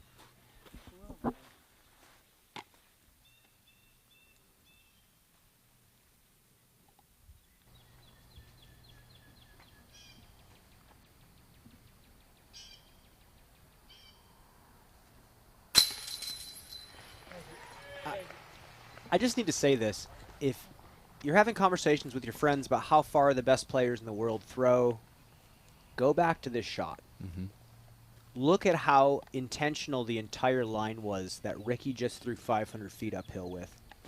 Stretched out every ounce of the flight of that shot. And then Garrett steps right up and matches it. Nearly identical flight. Funny thing about Garrett's is his barely flipped over. his flipped up to flat and just rode. Just incredible stuff from both players. Yeah, Garrett probably just throwing a few miles per hour quicker than Rick, would you think? Definitely, definitely. And just a little bit more spin, a little bit different ejection, I guess you could say. Ricky more of a force-over player. Likes to lean his whole body into the shot. Garrett definitely having a more traditional brace. And Calvin to shoot a 5 under on the front 9. That's as good as we've seen on the front. That's what you want. We're going to jump forward to Gannon. On 10, long look. Stand still from that bar. That's a nice standing putt from 100 feet. Not too bad. Here's Klein.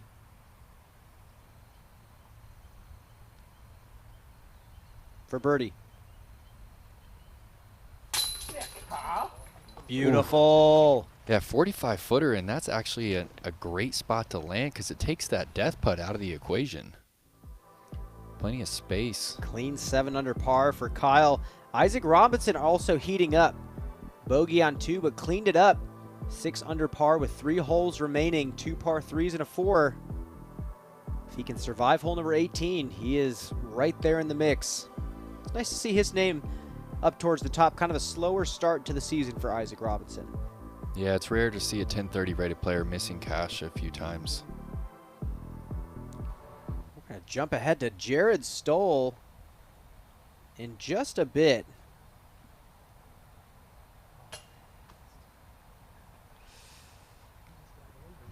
And that was Aaron Collins. And I believe that's going to find the out of bounds off the top of the band there.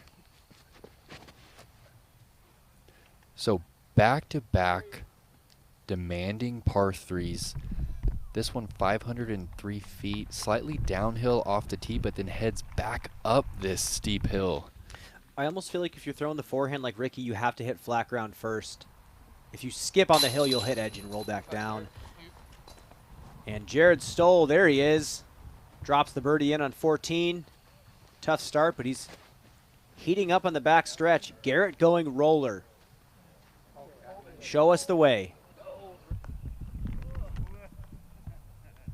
Oh, good shape, just a little early. I love the idea. I like that a lot. Love the idea. I saw a few players attempt that this week. There's not a lot of options here. I mean, to park this hole, it's... No. You're hitting a C2 look unless you're going aggressive hyzer over the right side. And it looks like Calvin is also conceding the par here on the 10th. Going eagle. I mean, you can concede the par, but you know he has the distance to run that putt. But there's a lot of talk about hole 10. Ooh. Chop forehand from Germ. Wow, look at the stability of that. Is that his boss? That's a Germ boss, and he has a putt for birdie. That is what I'm talking about there. Look at that release angle. It's going to be a different back nine for Jeremy. Hope so. I hope he it. realizes how many holes he has left to make up strokes. I mean, two overs, 10-20 golf.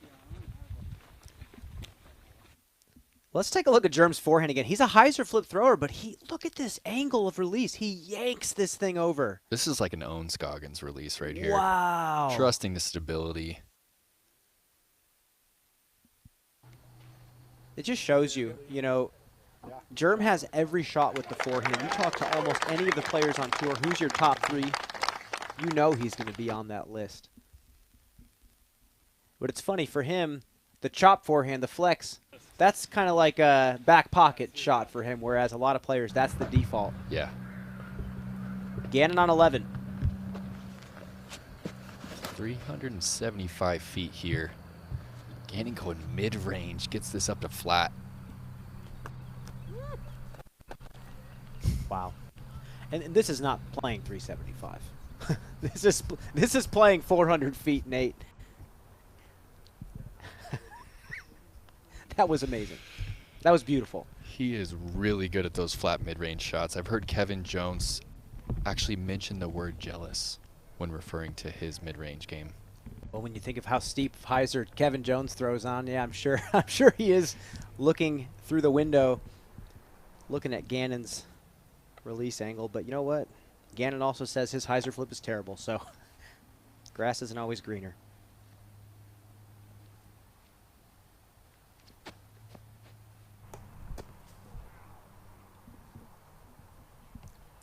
Would have been fireworks there.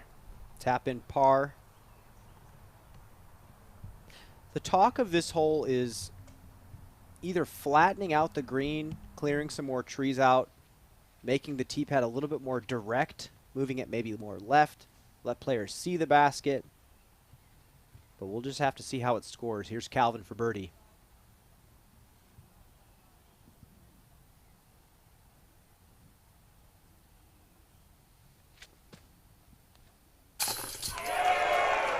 Got it!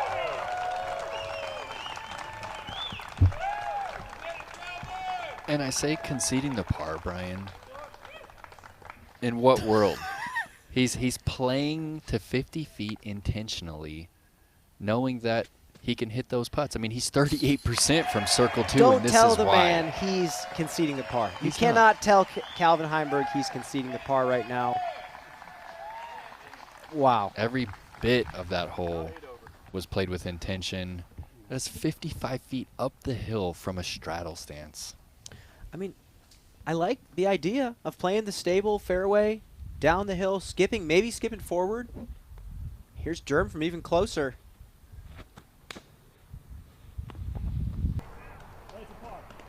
And not happening for Big Germ. Oh boy. Just all these little trees in the way. This is not fun when your only shot on a slope is a forehand roller.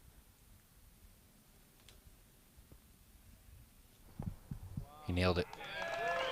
With the speed. Oh, wow. Love it. Raised the roof there. Forehand roller from 50 feet.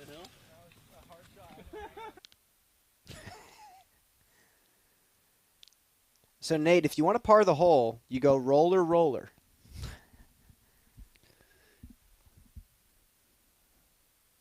Wow. Stops it on a dime. He has survived hole 10, and he lives to tell the tale. They'd all go to tap in Gannon Burr after just a masterful drive. Yeah, Gannon. Nice too, buddy. And this shows us just how calm it is here in Marion. This basket is pretty exposed on the top of the hill, and it's not moving. Flag's not moving at all. Moving ahead, Kyle Klein on 15. Again, inbounds is right of the cart path. Small sliver of a landing zone, and then we jump to an island on the second. And he's looking to get this DD3 out to 375 feet, and we can hear that he does not love it out of his hands. I believe he's going to find a green flag right there, but he's going to be forced to lay up to that drop zone.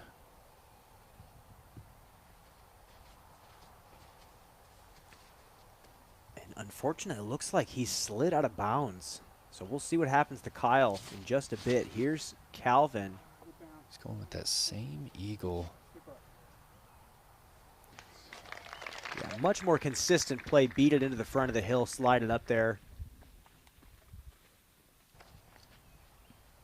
Okay, this is one of the more exposed baskets on the entire course.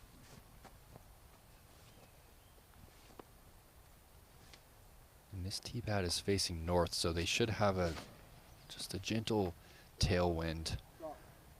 Ricky going mid, and that tailwind is going to stable that disc out a bit early. Just outside of C1. Ricky with a little bit of a right to left on that putt.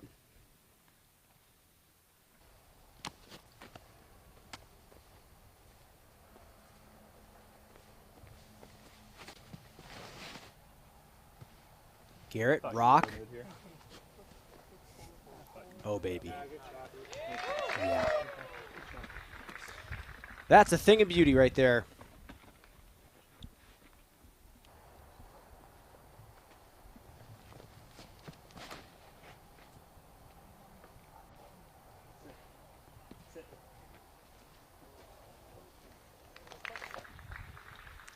That's a tough spot to land. I mean, 45 feet Okay, if you need help, let me with know. all the rollaway potential in the world. Klein did find the out of bounds. This is his second from a drop zone. You have to clear the rocks to be safe. This is just a 240-foot shot, but the green is only 22 feet from front to back. We're going to jump back to hole number 11, the hole the feature card just threw. Nate, talk us through the hole. Yeah, so this tee pad faces back due north here, right up the Catawba River Valley. It's pretty much on flat ground here, and one of the more scenic backdrops we have. 375 feet. It seems to play just a little bit longer than that. Thrown over this valley, disc is exposed to the wind. Players have just a 4 mile per hour tailwind here on Friday. Lot of hills here in Marion, North Carolina. Population just under 8,000 feet, or 8,000 people. This is the kind of town that you need to drive 20 minutes to get to town to get yourself some groceries. We are out here, and we're here at the signature hole number 12, Gannon bombing a hyzer. Yeah, he threw that one high, but he used that understability and just flipped that one up. And that's right after we mentioned he wasn't keen on his hyzer flip game. He just flips that one up beautifully. Well, that's tongue-in-cheek because he says that he's the worst hyzer flip thrower in the world. He also says he's the worst putter in the world. And then he goes on and wins tournaments. So, and Jerm walking up and getting a wind check here. This is just not a good spot to putt from. Uphill, direct tailwind.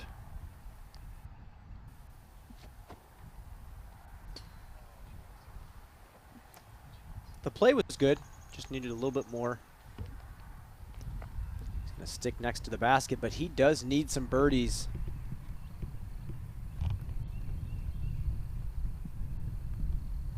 Right to left here for Rick from just outside the circle. Got it. So good. Uphill with that right to left is hard to play. Pretty much the scariest one you can have on an uphill putt like that. Well, and that's going to be the birdie from 38 feet. He's 5 under par for the round.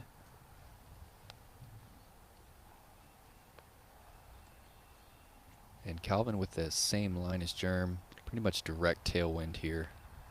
To tie the hot round.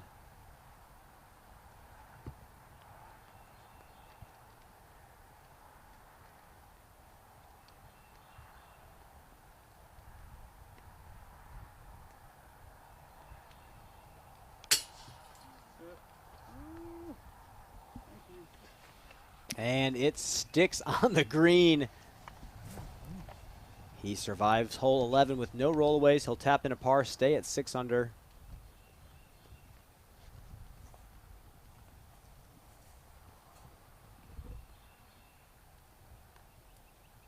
And Garrett has a little bit more of a left to right.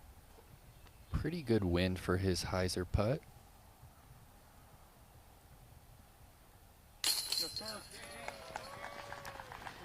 Yeah, that's preferred for Garrett. Let it hyzer out and fade.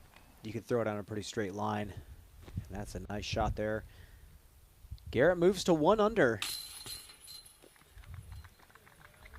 It's not every tournament we say that 1 under par puts you in a tie for 24th.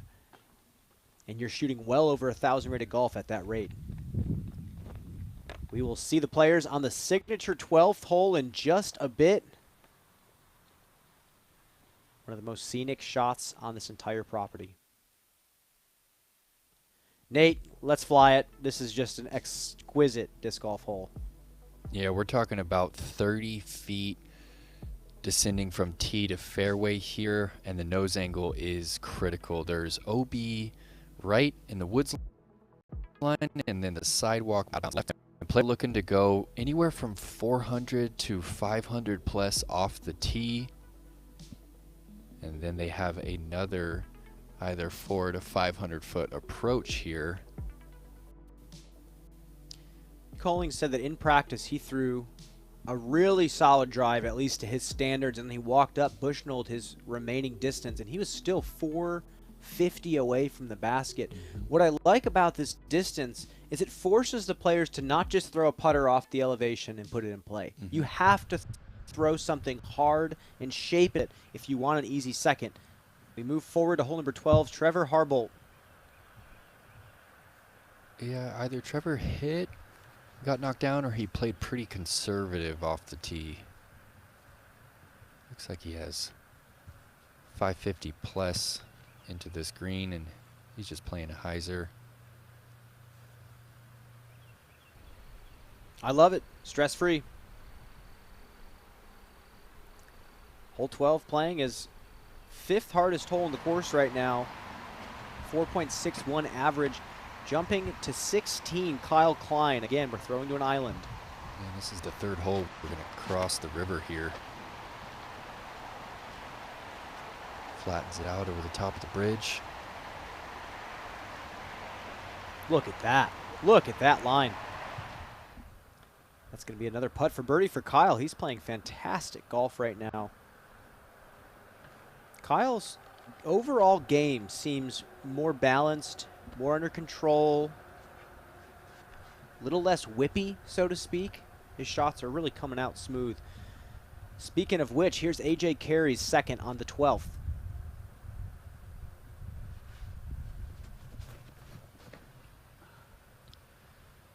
AJ right under 450 feet into this green.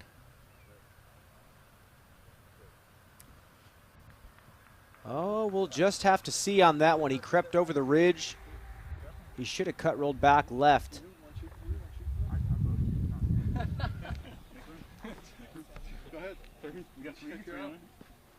Well, you know, that's what it's for, I think. Genius idea. Speaking of two friends, got Caleb Paul and his caddy. I believe that's Macy's partner on the bag there for Caleb. Both hailing from the Tri-Cities area of Eastern Tennessee.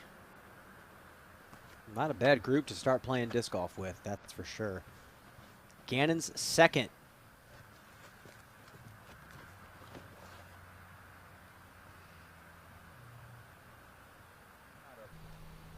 And Gannon's going mid-range here into the green and just drags it over a bit too much, and he's going to find that OB line.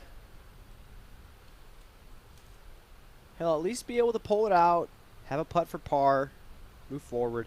This hole played well over par. 4 is not bad here. Again, there's some players, even in the professional field, that have a really tough time covering this distance. But when you're acing 600-foot holes, I don't think distance is a problem. And if this is Caleb Hall's second shot here, he bit off 500 plus off the green. He's a big kid. He is, I mean, he said he had a chance to play college basketball in community college, and he said he wanted to focus on education, focus more on disc golf.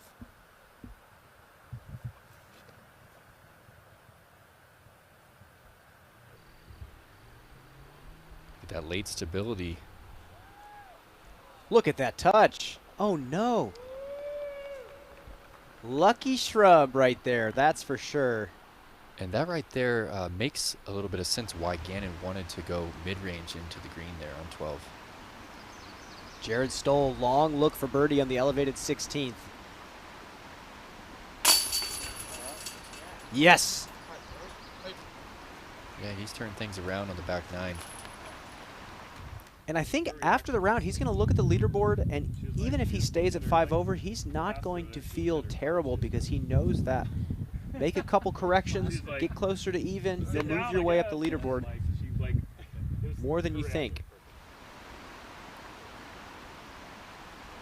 Climb for birdie on 16.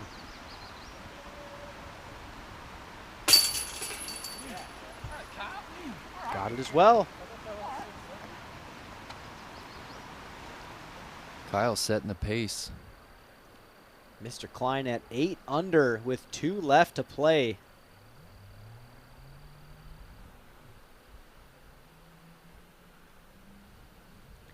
And that's going to be a stress-free par for Trevor Harbolt. Gotta love that. To the tee. And notice how Ricky gets that nose down, and he's just going overstable driver here. Just getting it in play. He's going to leave himself over 450 feet into the green, but I think he's okay with that. Well, and being left, you can throw a very similar shot on the second.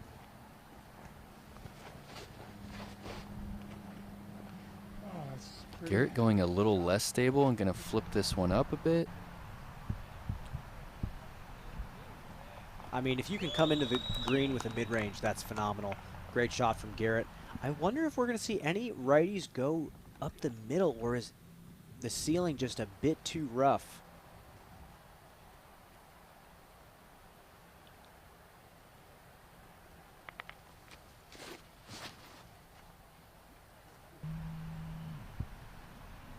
And Calvin getting that destroyer to flip up nice. And that's in play.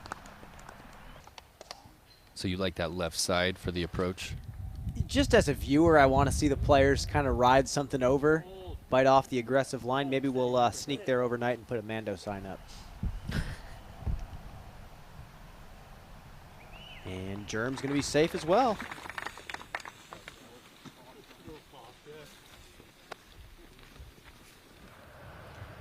To the green of 12, Gannon Bird to safe par.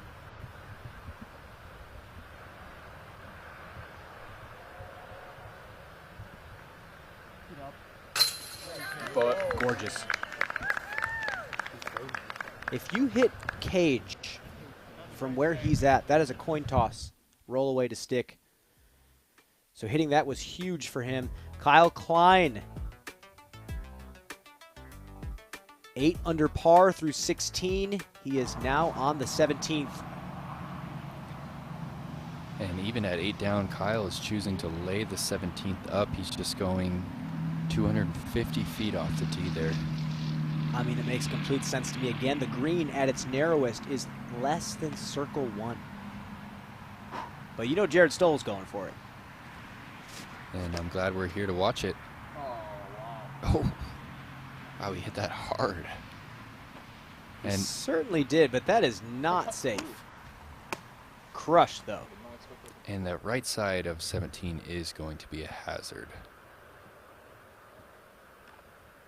Okay, Caleb Hall. From the bush that saved him.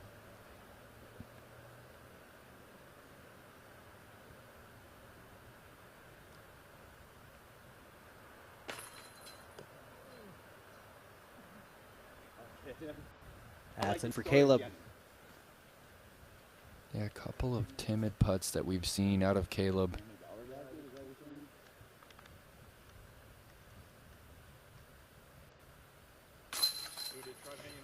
You look at the shots that he threw, though, to get to that lie.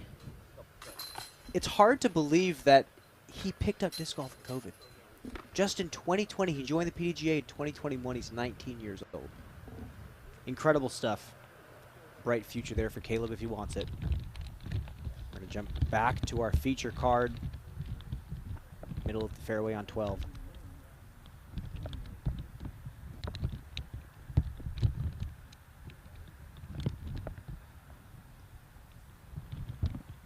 Just being out here, being out on the ground of North Cove does so much for the senses.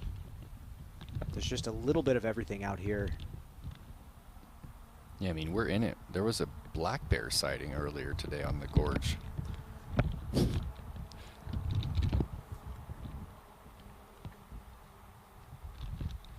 That's a tough day at the office. I drove on the Blue Ridge Parkway to get here today. Not too shabby. Ricky turns that a little bit too much out of the hand. Oh, and that's just an unforced error. There was a lot of space.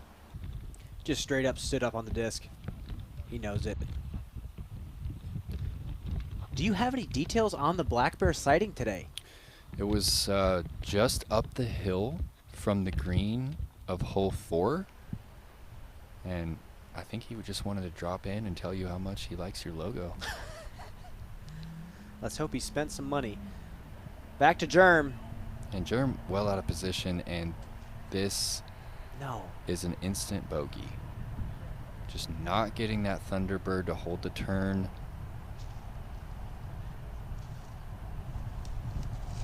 And this is not the day that Germ was looking to have at a property that means quite a bit to him. Yeah, he got married here recently. Yeah, we were just here in November. Quite the celebration for Germ and Jules. And Garrett able to go overstable fairway into this green. Got it. That's a great shot from Garrett, challenging the tree line with something stable. Plenty of room off to the left. And that's the beauty of throwing far enough and getting left. And jumping ahead to Gannon. Uphill 13th.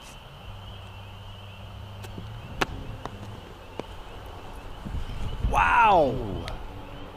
Backside 180. What an unfortunate little roll off that rock. That's obstructed putt.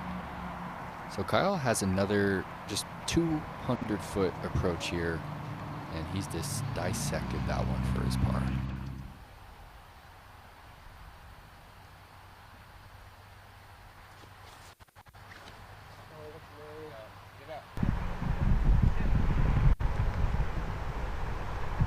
Yeah, a little bit too low. A foot higher that at least would have skid off the top of that little plateau.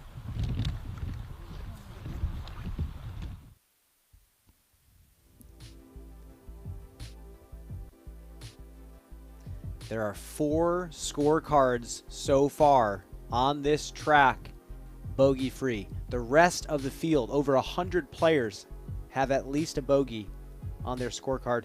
And look at one of the players here, Kyle Klein, right at the top of the leaderboard, clean 8 under par going into the final hole. In the final hole, even a bogey feels like a par.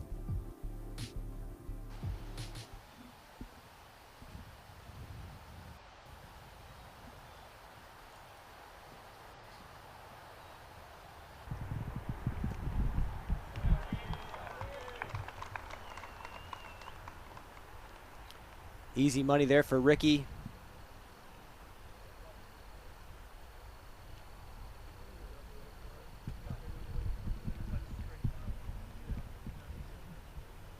Decent gallery out there today.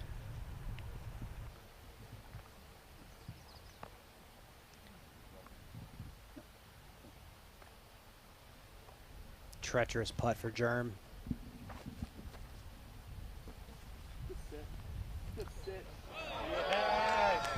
Oh, leaner. The fans love it, but you know that Germ is kicking himself going out of bounds in the second.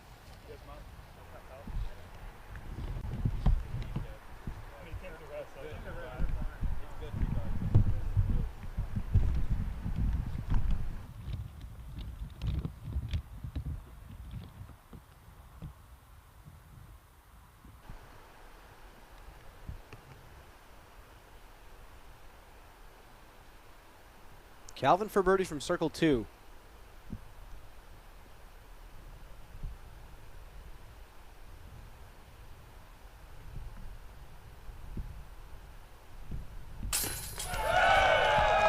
Okay.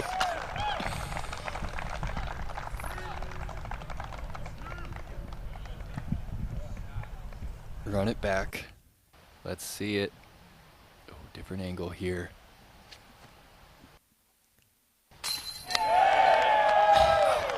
There's just not too many people that are able to generate that power from the straddle like that. And just the little continuation of the weight. I love that his plant foot is anchored behind the mini, completely legal. There's no doubt. That's how you step putt. I just have to say, I love watching Calvin jog in after his long makes. He jogs just fast enough to get the curls flowing back. Weight forward on the jog. It's good technique. Doesn't sound like the hair's going anywhere. I asked him in the press conference last week when he might cut it, and he said when those curls just start to block his vision. We'll see. Might just start slicking his hair back at that point. But anyway, moving forward to Harbolt on 13.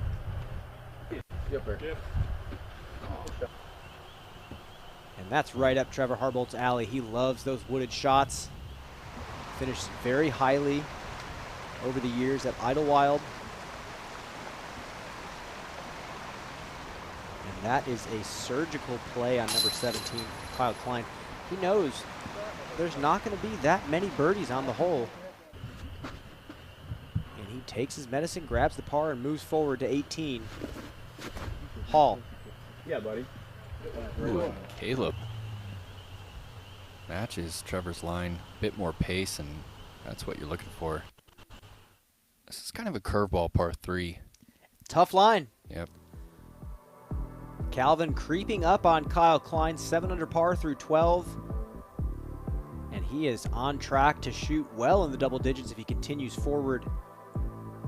But I think looking at the scores, it's Just another weekend on the Disc Golf Pro Tour in 2023. Lots of players shooting solid golf right now, including this man, Gannon Burr. He's going to have to try and drop this one in right over the boulder. Good run, dude. It was a good run. I'm wondering where it ended up. Now Harbolt has just a little backstop.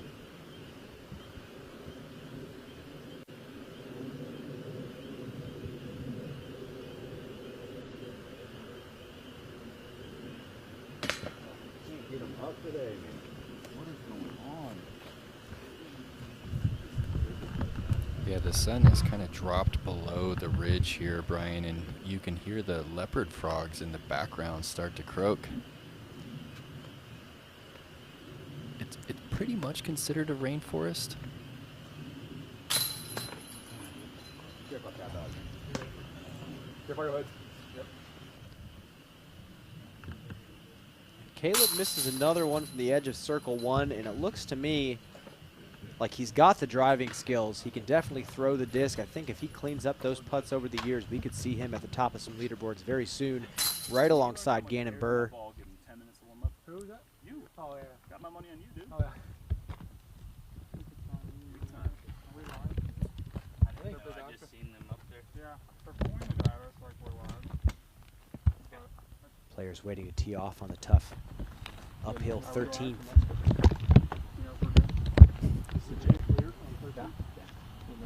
Ricky maybe checking to see if Germ's name's on the disc, maybe trying to call him out on a courtesy violation. Ricky famously is known for, if he puts a new disc in the bag, he just drags the marker across his discs, make sure he has a mark on it. Garrett splitting the gap on 13. If you like tap-ins, that's the shot. It's hard to get it left. You have a tight gap to hit. You're going uphill 10 to 15 feet. You're kind of forced to throw this one a little nose up. Ooh, Calvin pulls that Firebird. C2. Finds its way through. And this gap is only 8 feet wide. And throwing hyzer out of the hand makes it much easier to access. If you're a flat thrower like Ricky, this is a little bit tougher. The window's a little tighter.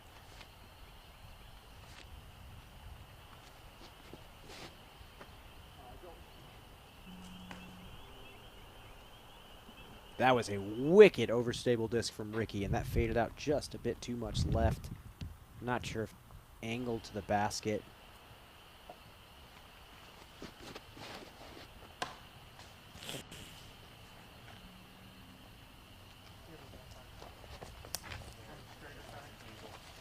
And scramble mode. It's going to be really hard to get up and down from over there. And this is a speed control par 3 right here, Brian. Gannon, PA3 in the hand. He's just going to try and hyzer flip this to flat. Don't want to get it too high. You don't want to see this one float anywhere near that pin. The OB is only 12 feet deep of this basket.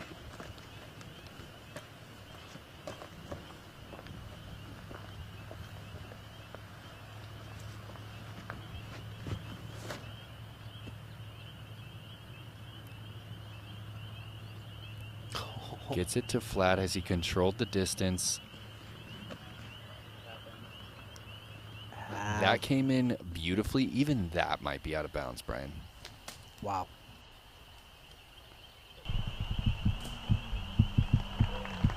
And I just don't even know what Gannon's talking about with his hyzer flip game. Maybe it's the shot he's least confident in, but he knows how to throw it, and I refuse to let him speak that negatively about himself, but at the same time, like, when you're that skilled and you have people analyzing you left and right these days, you have to find some way to have fun or self-deprecate.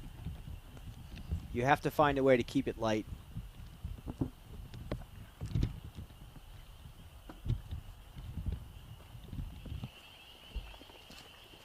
Deep down, I think he knows he's pretty good at the shot. Yeah, I didn't realize until my recent interview with him just how analytical he really is about the game. Definitely has an engineer brain when it comes to disc golf, that's for sure. Here's Ricky, second, looking up.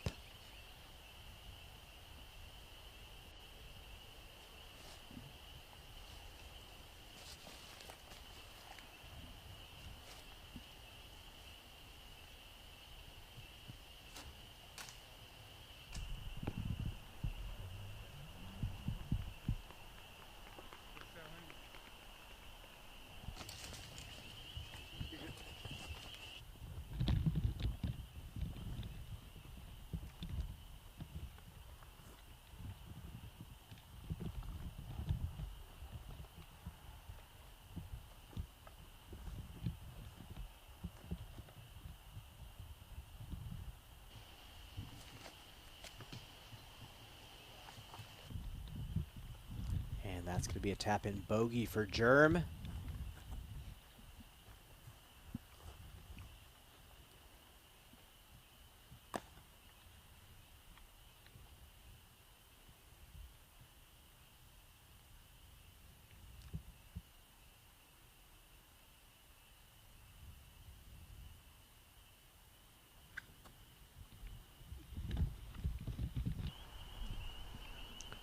Decent run from 70 feet for Calvin. Tap in par as well. This is a tough green to access. It was a fantastic drive from Garrett to get all the way up there.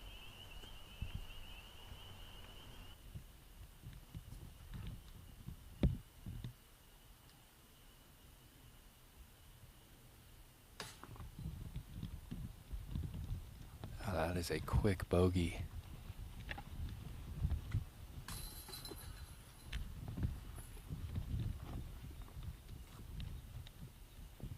And back-to-back unforced errors there from Ricky.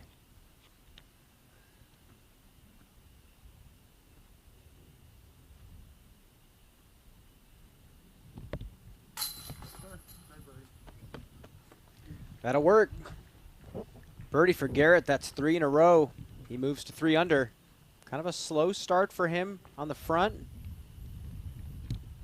And he's begun to heat up. And he needs to get some more birdies soon because this finishing stretch is really challenging. AJ Carey moving ahead. AJ also going putter here.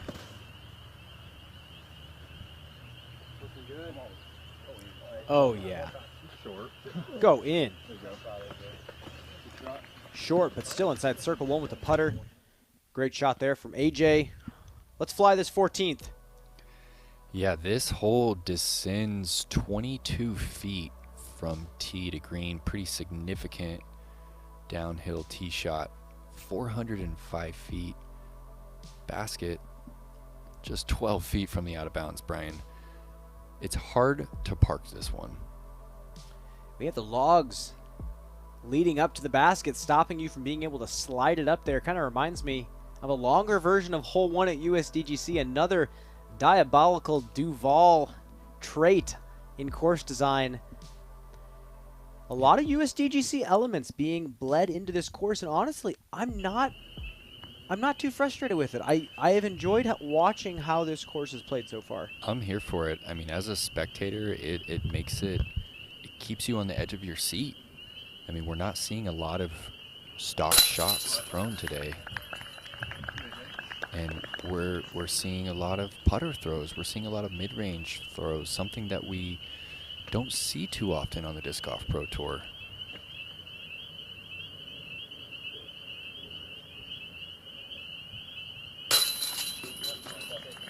Par save for Gannon.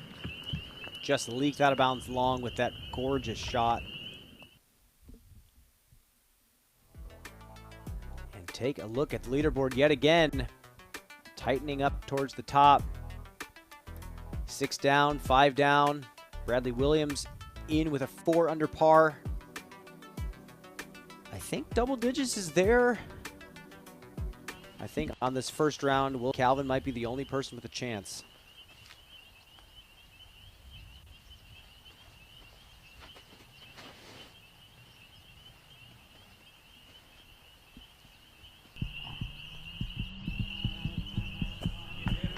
Look at that.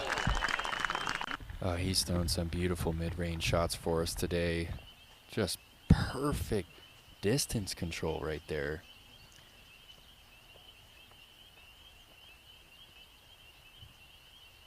Calvin going putter.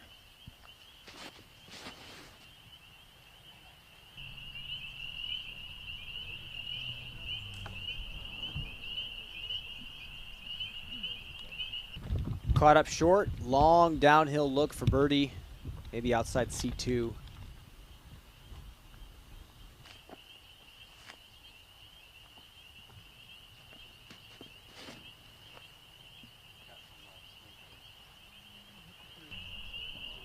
And you can see that one kind of just fall out of Rick's hand.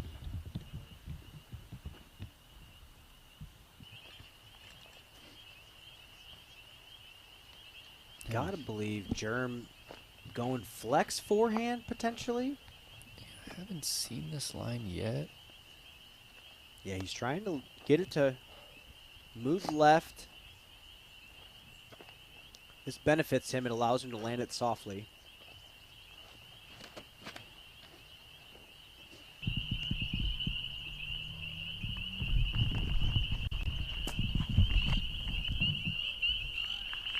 Okay. Long left. 40 footer for birdie for Germ. Up ahead, Gannon Burr. Oh, demanding tee shot here on the 15th, and Gannon is going roller. Out of bounds the entire way. Is that safe right there? I believe. If that's safe, I that is believe he's genius. good. I believe he's safe there. And here's that Anheuser play. Kyle going driver and just gets on top of it. And where is he going to have to throw his third from? I don't think he crossed. He may have crossed short, but again, we'll just have to see in just a bit. Ricky running the pin, just a tap in par for him.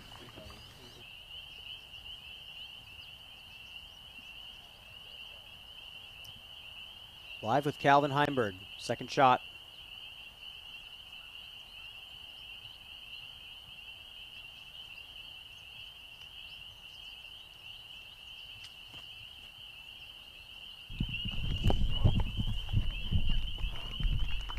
Calvin's got to be fighting the urge to not go and find one of those frogs that are croaking in the background. I know he's a big reptiles and amphibians fan.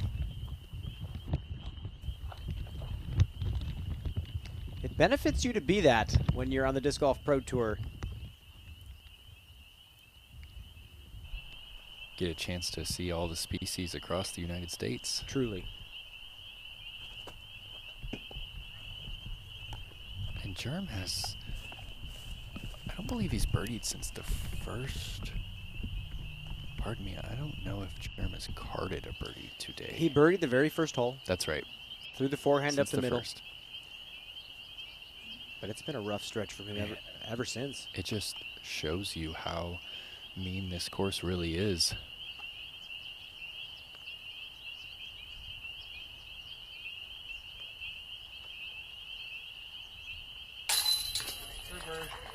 Yes, sir. Garrett, 4 birdies in a row, 5 of the last 6. He is officially heating up 4 under par, tied for 10th.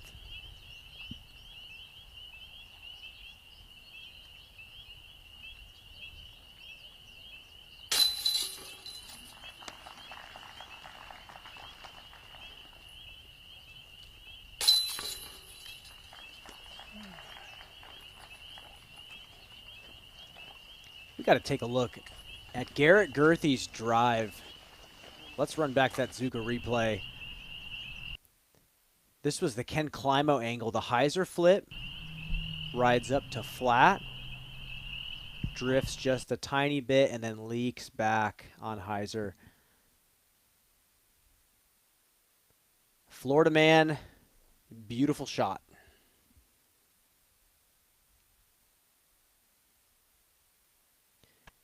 There's a lot of silver events on tour. I cannot wait to see Blue Mountain up in Missoula, Montana, another course with phenomenal views, huge elevation change just like this course, if not more. Take a look at our scores for our feature card. 7 under par for Calvin, second place. Garrett creeping up behind. Ricky holding steady with a couple of bogeys. Still some room to move, and Jeremy just needs to maintain right now and survive this final round, reset, change the game plan, come back, 2 more good rounds of disc golf, and he's right back in it. We've played a lot of tough holes. These 4 finishing holes are some of the toughest on the course. They start with 15, and you talk about course knowledge. You have to know the OB line on the right side. Some trees are inbounds, some trees are not inbounds. You have to intimately know these holes. And this is a shot for bogey from Trevor Harbold, and no, he rolls off the cage. Over the rocks. And I think you have to proceed to a drop zone. It is not normal OB rules right there. Brutal. Absolutely brutal.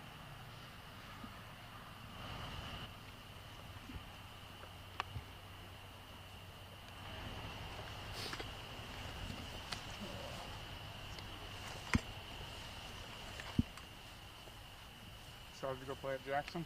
Yeah. Would you like to? I'm excited to walk and exist at Jackson. That's a jump putt, and that's a mistake right there. That's It's 200 feet that he just attempted to jump putt. And he had bad footing. Again, he's top 5 in the world. It was an in-between zone. He's mentioned he hates that distance and will try to jump putt as much as possible. That's a rough mistake. I have to say that. After probably the best tee shot that's been thrown on that hole all week. Roller into that ditch right there. And here's Caleb Hall's second. Even better than Gannon.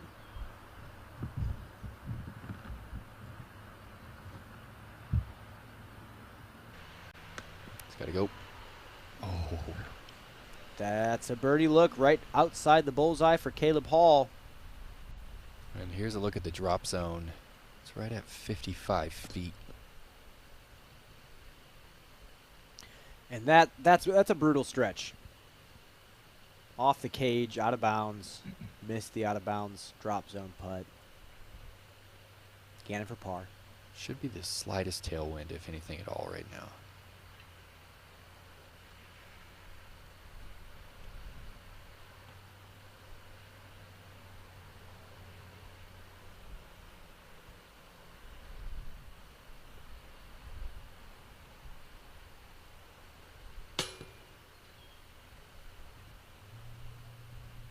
Bogey. Just like that. That's a zone that he's going to need to practice. That range. He knows he did not approach that situation correctly. Yeah, it's going to be the first bogey of the day for Gannon. Caleb Hall for birdie. 20-footer. Yeah, good hole. Got it. Yeah, there we go. A little bit more direct on that putt.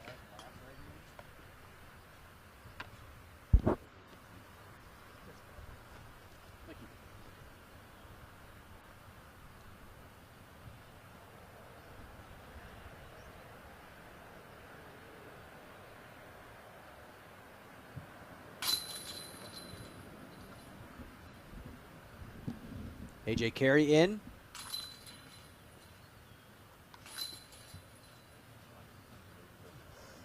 Gannon and Trevor Harbolt tap in their bogeys. Actually, Harbolt might have been a double. Garrett on 15 going roller as well.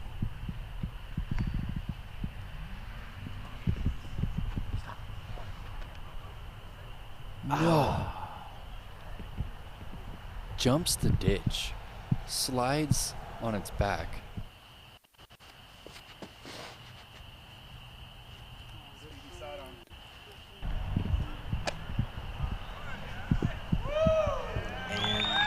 is picture perfect.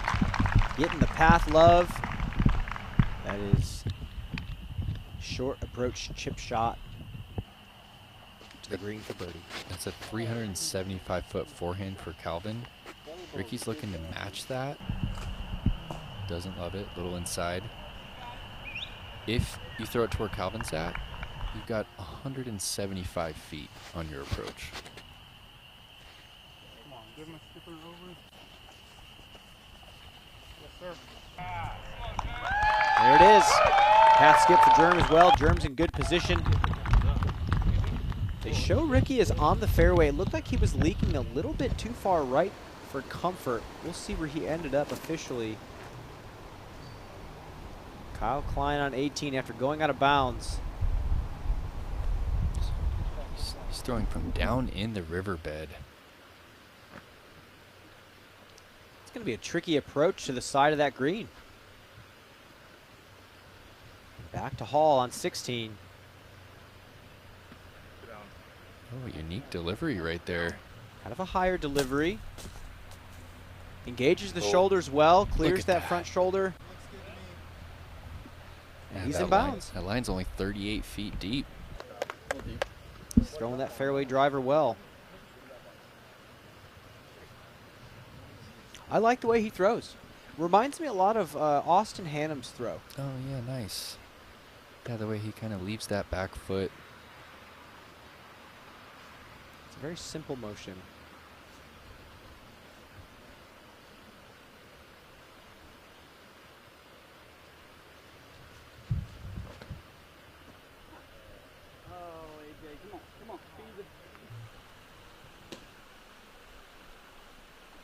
That's not going to work for AJ Carey.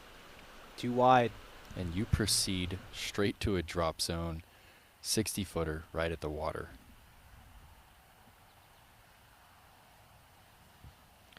Up and down here, gets Garrett his par. And just 220 here from this drop zone. It's so touchy.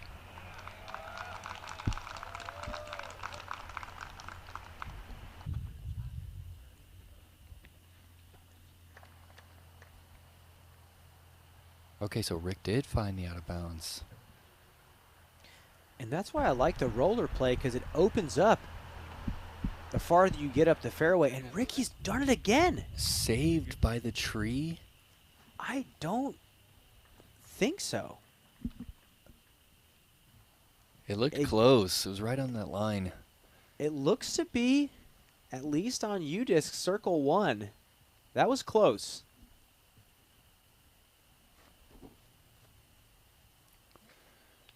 Right to left is helping this putter approach check up. Well thrown.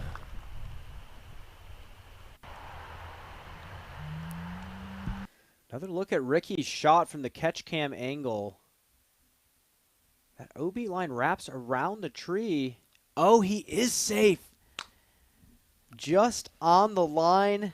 He'll get his meter towards the basket. Pretty much a two-stroke swing right there. That's got to go, Brian. Oh, and Calvin knew it.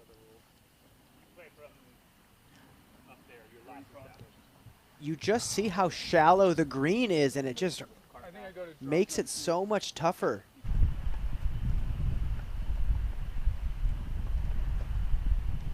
You know, you have to remember the ground on this entire course is very lush. You're not going to get crazy skips out here. You just softed it.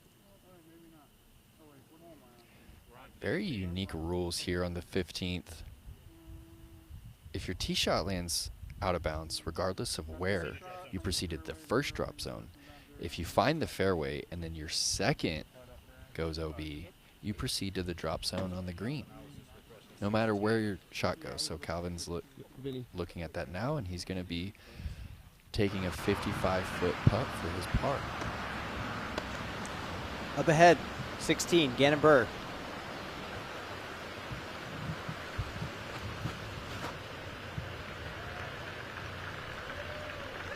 A high spiking hyzer, something overstable.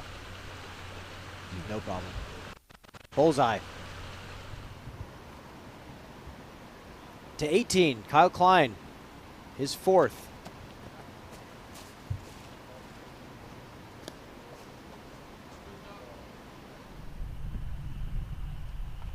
have that left for bogey. Calvin from the drop zone.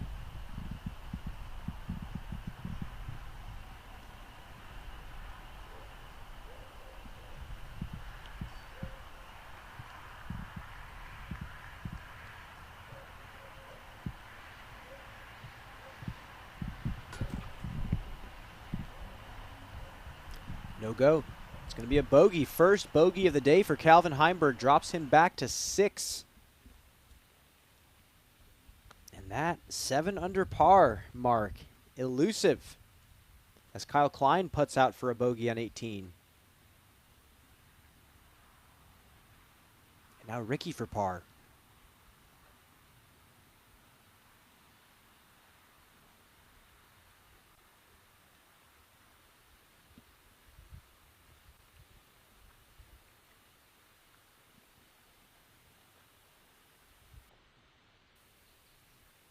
Great 17th green across the river there.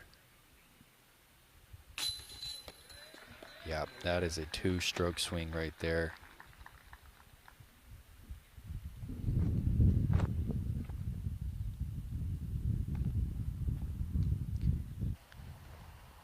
Ricky remains at 3 under par.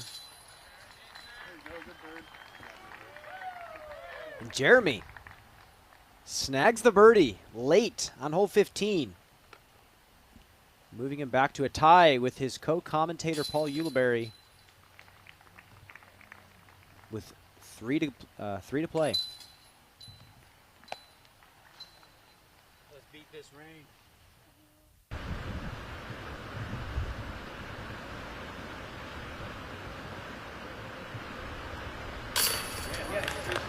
Yes, sir. Weak side for Caleb Hall. Gonna stick that for birdie 2 in a row.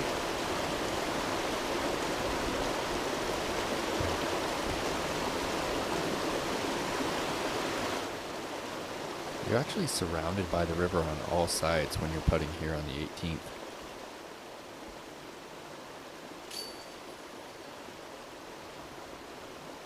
And that's the only bogey of the round for Kyle Klein. One of 2 out of bounds throws. He finishes 7 under par. Believe that leaves us with just 1 player on the day, bogey free. Trevor, 16th. Yes.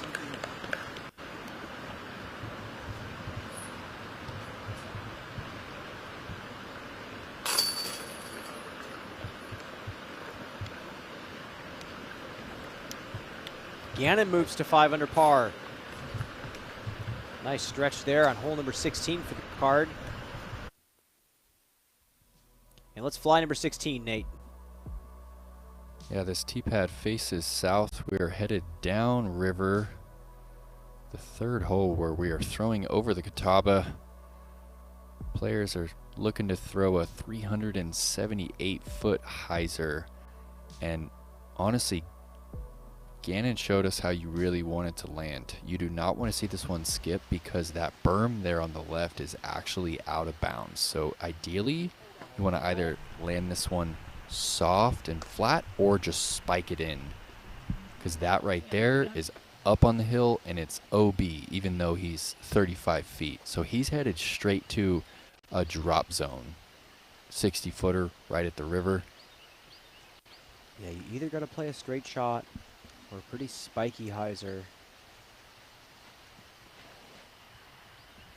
And Garrett's been leaning on the stability of this fairway throughout this round.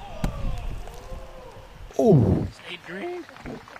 Excuse me, but that had a chance of finding the bottom of the basket there, and you could actually see his disc spike right under that out-of-bounds string.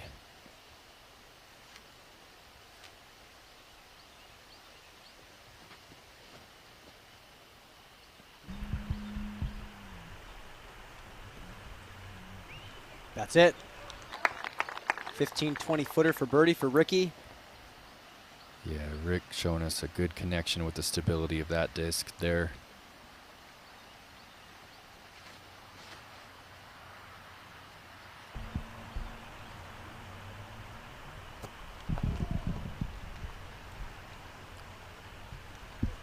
that's so That's so OB. unfortunate. That's out of bounds. He has a 24-foot putt, and that's OB headed straight to the drop zone. And that's why Brian and I have used the term diabolical, because of those greens right there. Gannon finds himself in the hazard, and I say it because I understand what Andrew Duvall's doing on 16. He wants you to throw straight. He wants you to slide the disc. Makes it. Well, we just see Germ step up to the drop zone, and we're going to take another look at this 60-footer death putt. No Bang. time at all taken. That's a par.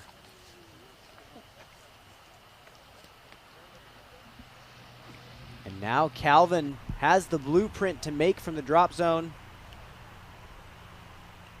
Nice shot from Jeremy.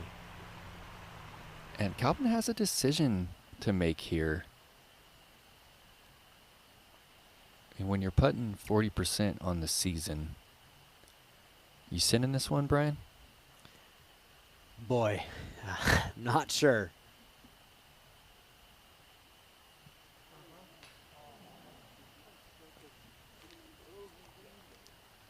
When you're the best player in the world, at the moment, yes, you do try to run it. It was close.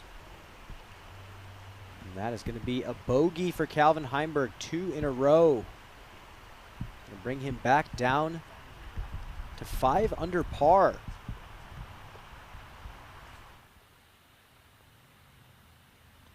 The difference between Calvin's disc spiking into that soft green and skipping up the hill, it's tiny. Gallery on the bridge.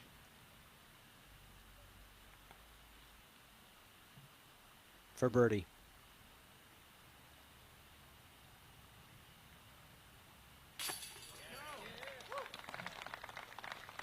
Got it. Just like that, Garrett finds himself tied with Calvin. Garrett could grab himself a birdie on 17 and make himself a lead card player.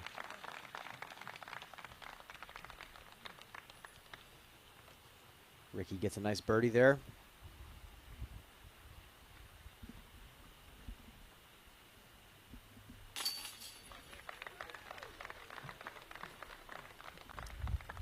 All right, well, leaderboard starting to tighten up.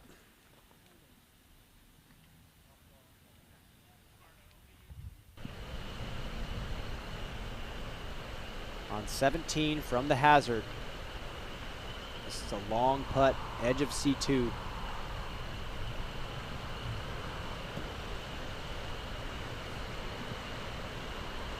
Didn't miss by much.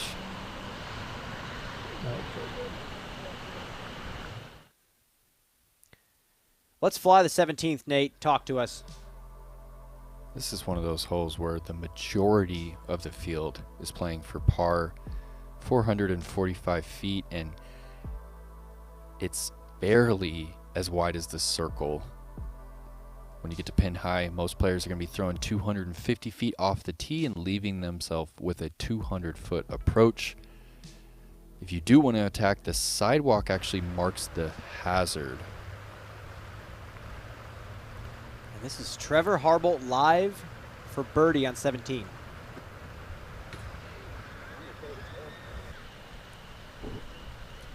Tough time getting the putter up over the rim today. Just a bit off. Solid drive, though, for Harbolt.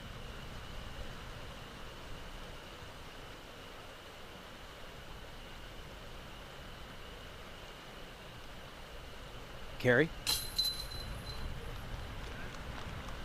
Yeah, we've seen just 9 birdies on the 17th thus far.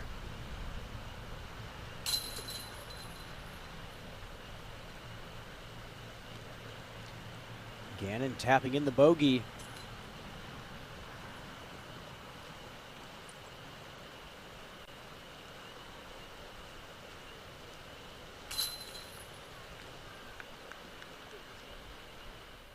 They have 1 hole remaining before the finish of their first round. As our feature card steps up to 17, Garrett mentioned earlier in the week he's going to go for this green. But it looks like he's changed his game plan. Yeah, there's that 250-foot hyzer shot.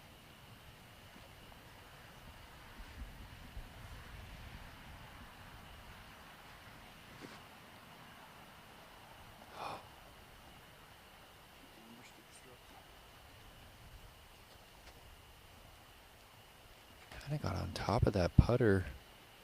He's done that a couple times this round. Yeah. Just leaned a bit too much. Kind of fell out of his shoes a bit.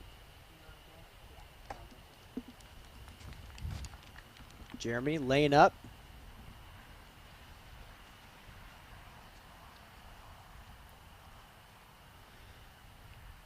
Calvin is lining up. Driver. No. Oh, and he's gotten that one turned, Brian. Same mistake we just saw Gannon make.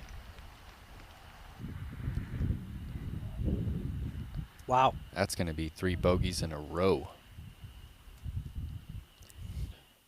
We're going to bring it back to the booth. This finishing stretch is very challenging. 17, we see 3 players lay up, 1 player go for it, go out of bounds. What are we making of this final stretch of this course? Well, we heard a lot of players this week say that this is actually the hardest back 9 that they've ever seen on the tour. And we're seeing it right now. I mean, Calvin just inches off, and he's looking at 3 bogeys in a row after nearly perfect golf. It's interesting. So many players saying how much they've enjoyed being out here this week. And then we see some scores coming in. The course is playing very challenging, still under 9,000 feet total. What do you make of that? Well, it just shows you, you know, how technical these greens really are. I mean, it's not going to get any calmer than 4 miles per hour. And for the lowest score to be 8 under when you have 120 of the best players in the world going at it, says a lot about the technical aspect of this track. Ricky's just laying up yet again. Going to take his 3 and move forward. That's taking strokes in the field. 17 averaging almost a half stroke over par, 3.41.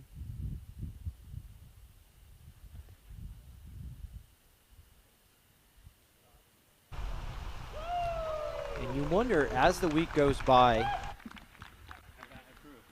if the course designers are going to say, hey, maybe we tweak this to make the players go for it a little bit more consistently, because the wind is barely up here. But maybe they like that. Maybe they want to see people tone it down in this hole. There's not a lot of holes that you need to do that on.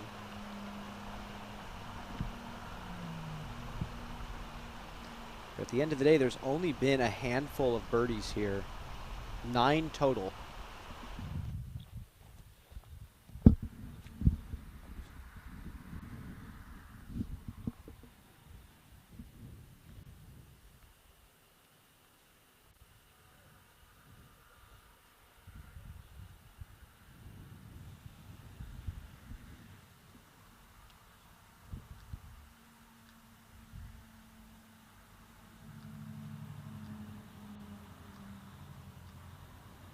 Calvin for par.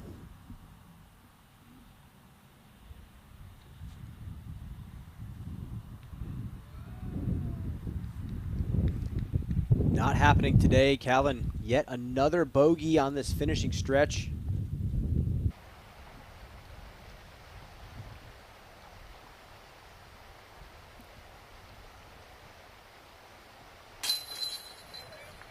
Got the par.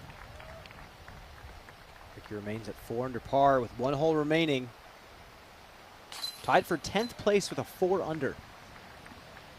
Don't see it too often. I'm a fan.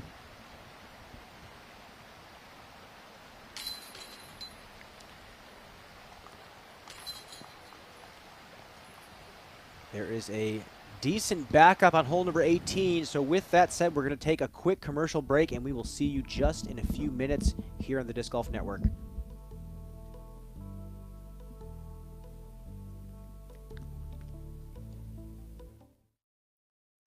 What makes the Halal Guys so deliciously different? You might have heard of our famously long cart lines that NYC fans happily stand in. Today, with over 100 plus restaurants across the globe, we are your place to experience authentic American halal. Enjoy our delicious falafel, Euro sandwich, platters, and sides topped with our famously flavorful white and hot sauces. Order online today and taste how we make different so delicious. The Halal Guys, bringing something deliciously different to the table. It's always so exciting when we get new plastics of the Passion, but I always end up falling back on the stock ones. And I like to say its closest counterpart is the Buzz. I think my absolute favorite way to throw it is dead straight and just watch the beauty of a straight flight. They've become a staple in the Discraft lineup and also in people's bags, and to know that people everywhere are enjoying the Passion as much as I am. That's just really exciting for me. Here we are at the International Disc Golf Center. The course is just shining for the competitors. This place means a lot. It's the type of course that where as soon as you think you have it figured out, it shows its teeth. At a major tournament, there's a different kind of feeling. Make your career go to the next step. You need to win a major. We show where we came from and hopefully show where we're going with events like this weekend. 1, 2, 3.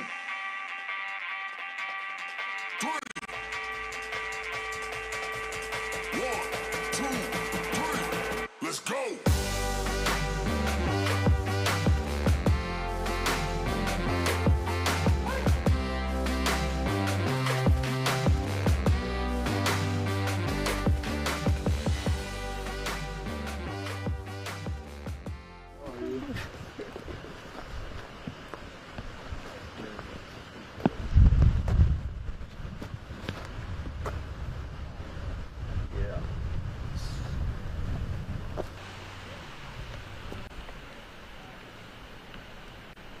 Back on number 18. Gannenberg going flex and absolutely crushing tee shot down the fairway. And as we approach this final stretch, Nate, let's see your keys for closing, brought to you by blackinkdiscs.com, the premium disc golf store. Yeah, lay up with intention. If you do decide to play a hole for par, you need to pick your spot and commit to that shot. And par plays. We can see 18 is the hardest hole in the course. A par certainly plays there, and you're going to have to make a decision. You might not be forced into a decision during rounds 1 and 2, but come that final day, you might have to try and go for this tricky 18th green. And we love an 18th with a very challenging final shot. Always seems to provide quite a bit. Notes for closing brought to you by blackinkdisc.com, the premium disc golf store, and the rain is beginning to fall. I think players came into this round planning for the worst, and it turned out to be a pleasant day down here in the Catawba River Valley, but it looks like this featured card is going to have to finish the hardest hole in the course in a light drizzle here. What's interesting about this hole and the way they place the tee pad, you have to either choose what Gannon did, something extremely overstable, and slam it on Anheuser out of the hand, or you go to Heiser and you actually have to flip it up a bit. Trevor Harbolt approaches the green in 18.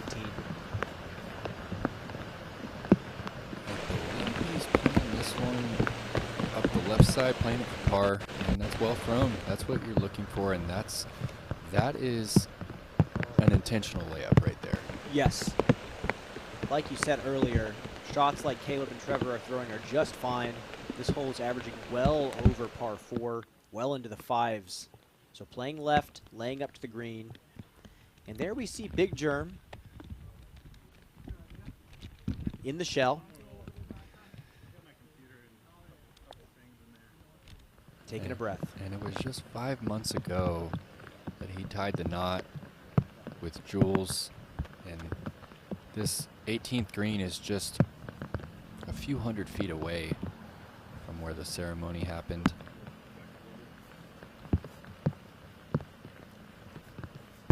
So now we look. Gannon with the best drive that we've seen all day by far. Thinking about the lane it takes to get up to the green and actually give himself a putt at birdie.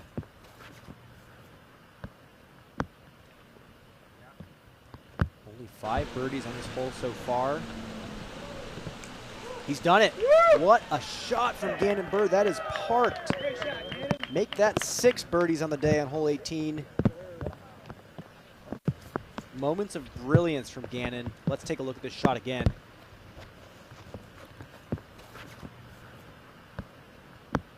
Just kind of leaned back to the right, pulled that stable mid-range over. Oh, shot of the day. Gets a kick off the tree. Loves it.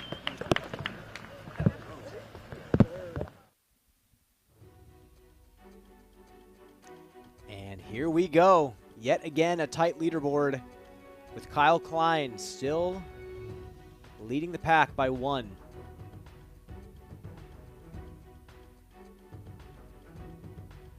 And really, it doesn't look like anybody's able to catch him. Oh, someone give the big man a hug.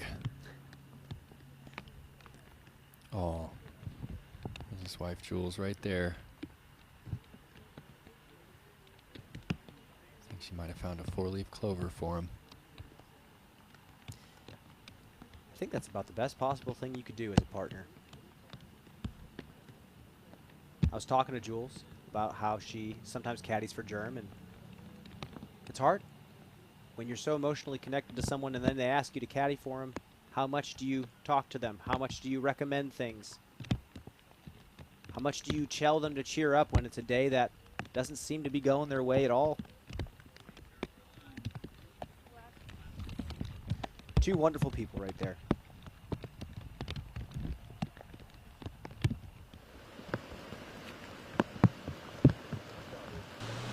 Caleb, textbook.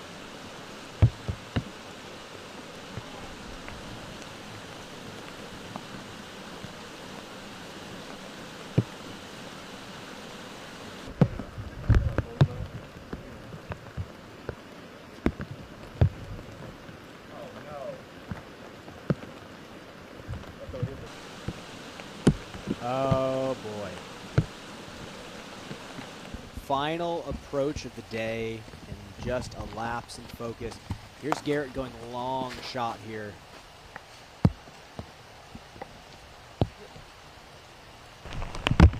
Powerheiser way up the fairway. That is gorgeous. Every bit of 400 feet, all hyzer. Definitely coming down. We can hear it on top of the booth right now. Ricky leaking a bit left. Yeah, that is out of position. For 3, yes. Yeah. For 4, absolutely. And Germ going flexed. Doesn't get it, but gets the green flag. Still safe in play. That's a 4 opportunity.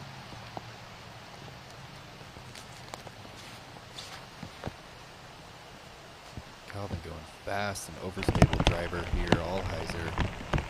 Pretty conservative. Looks like he's going to be playing this one for a 4 as well.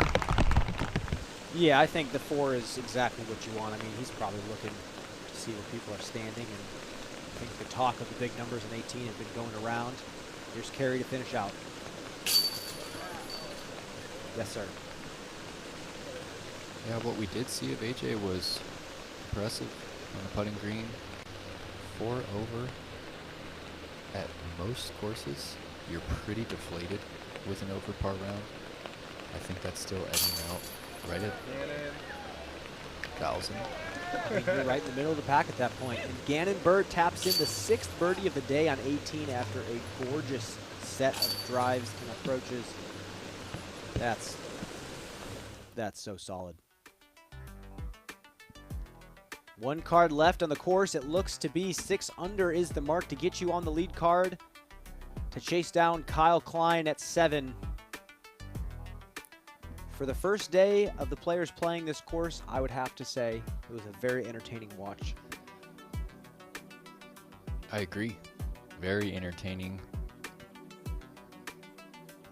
I hope that we return to the North Cove Disc Golf and Leisure Club.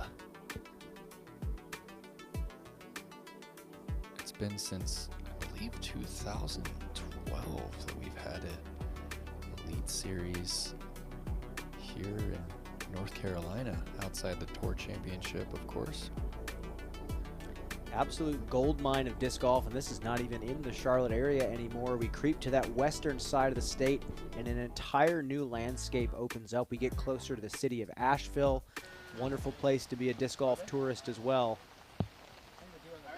East Coast is just a very special place for disc golf. And the scene is big here. I was fortunate enough to spectate the skins match at the Highland Brewing in Asheville, which Jeremy Coling happened to be a part of. And we had a gallery of 150 people. Conservative play for Germ. He still actually has a little bit of work to do to stick it on the green. He's going to have to...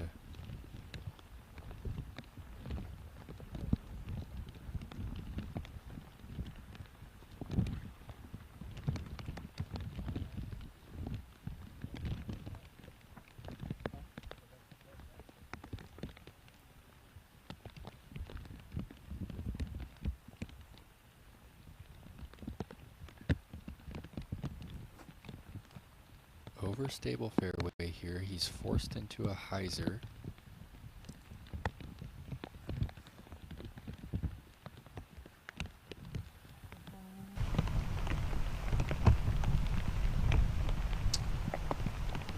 Nasty roll back, but still 150 feet, 200 feet away from the basket.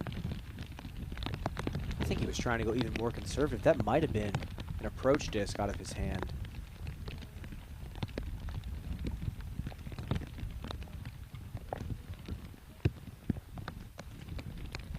Temperature seems to be dropping out there. Rain coming down.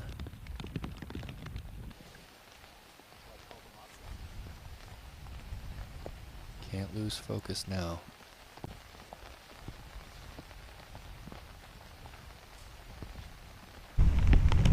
Very conservative from Calvin. Puts himself right in the middle. He's got some options to get up and down for par there. An escape.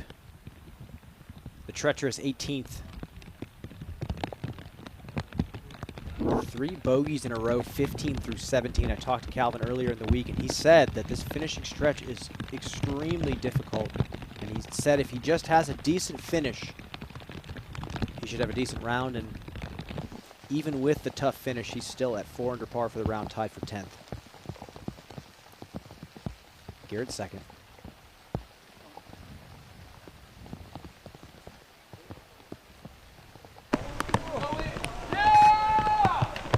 Safe. Wow. Huh? Oh, okay.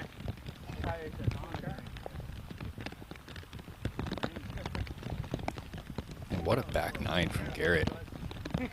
He fought. He certainly fought. 1 over par through 8 holes. Got back to even on the 9th. 5 under on the back.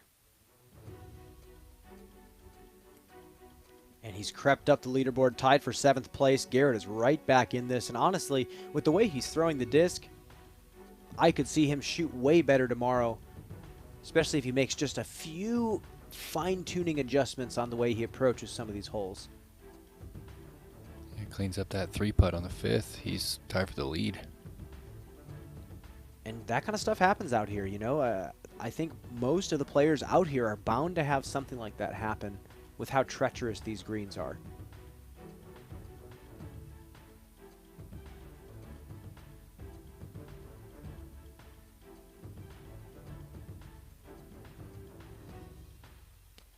Haven't said a single word about him, but Albert Tam today sneaking up with a 5 under par. It's always nice to see an athlete like Albert put the full package together and put up a solid score. He's just a couple off the lead as well. Germ going to go fast here. He's got a series of gaps to navigate with this shot. He still has a ways to go. This is not fun. Nice little pop forehand there. Too much. Is he safe? Wow. Back corner. Yeah, finds it. I think he's going to be very pleased to find his disc is still safe right in that back corner. Creative little play there.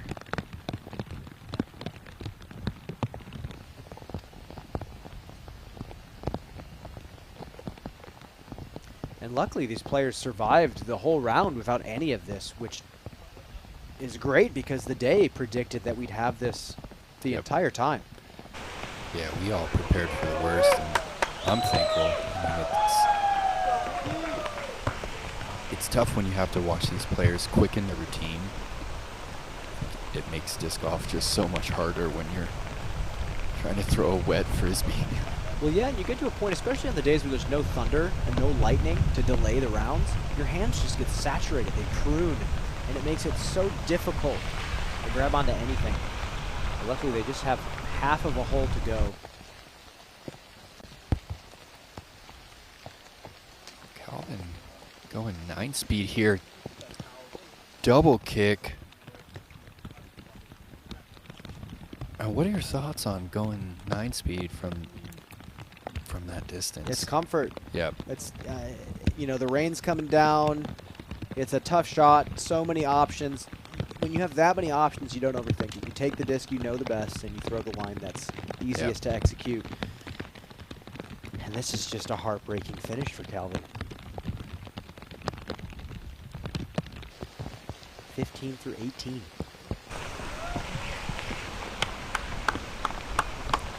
Is that going to be 4 straight bogeys to finish?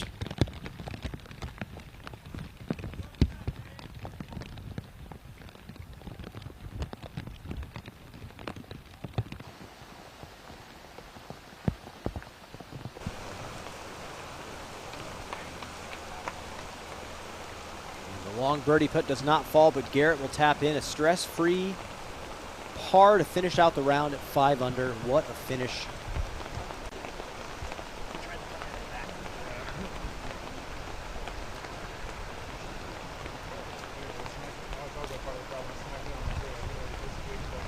And the fans are still out here waiting for the card to finish. Loyal fans out here in North Carolina, one of the best places to be a professional disc golfer in the entire world. Thousands of players. Incredible place to be an amateur player as well. There's always action happening. There's always putting leagues. There's always places to play doubles.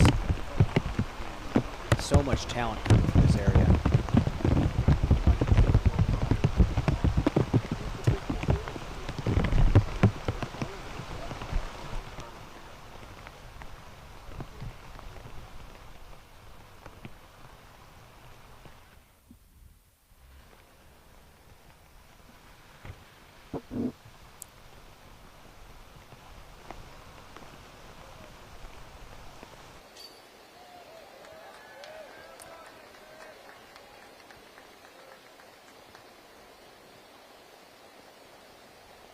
Regardless of the number, it's always good to finish your round with a putt like that on the 18th.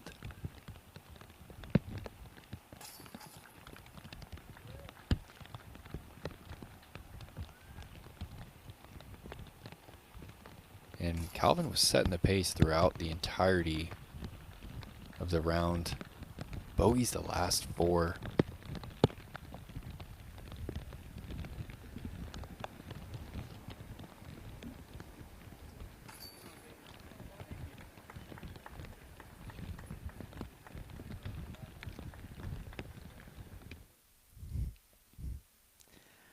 What a day at North Cove. Nate, give us the big takeaway. What are you seeing from the players out here from their very first round at the Gorge? I mean, the Gorge served us a unique flavor of golf. We saw power shots. We saw technical approaches. We saw distance putting. It was a wonderful day. as a spectator of the game. I agree. I think there was a lot of downhill shots with the putter. There were some uphill shots with the driver. There was a huge variety of demands of these top players, and the scores reflected that. With that said, we'll be right back for the OTB After Show and the OTB Shot of the Day. We'll catch you in just a few on the Disc Golf Network.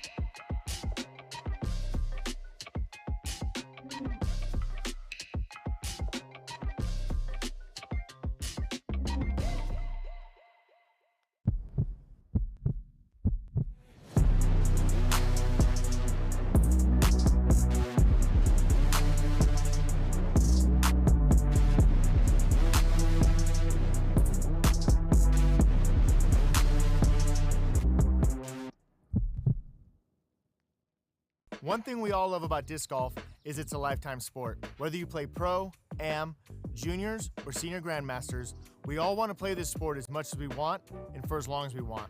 This can introduce wear over time, potentially hindering your ability to continue playing.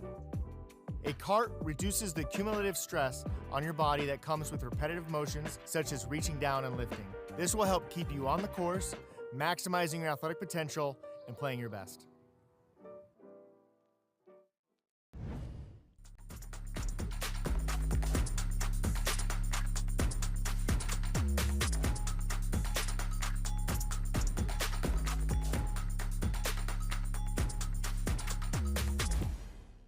Disc golf education is important because it prolongs the length of our sport and the popularity of our sport, and the most receiving of disc golf is children. So if we get that introduced to them young, they might grow up to be the next Paul Macbeth or the next Paige Pierce, and we don't know it.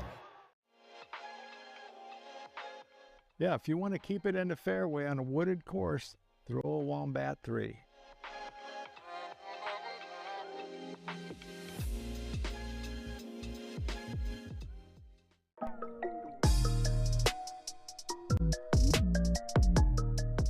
Great Lakes Disc, located in Grand Rapids, Michigan, is a fully stocked retail disc golf store that fulfills all of your disc golf needs.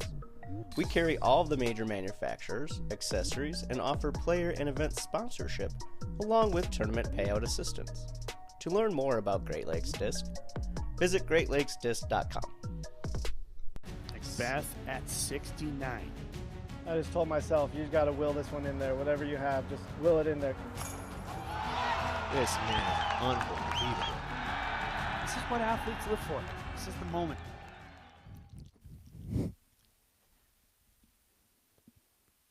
Back in the DGN booth, Brian Earhart joined here by Nate Perkins, OTB After Show.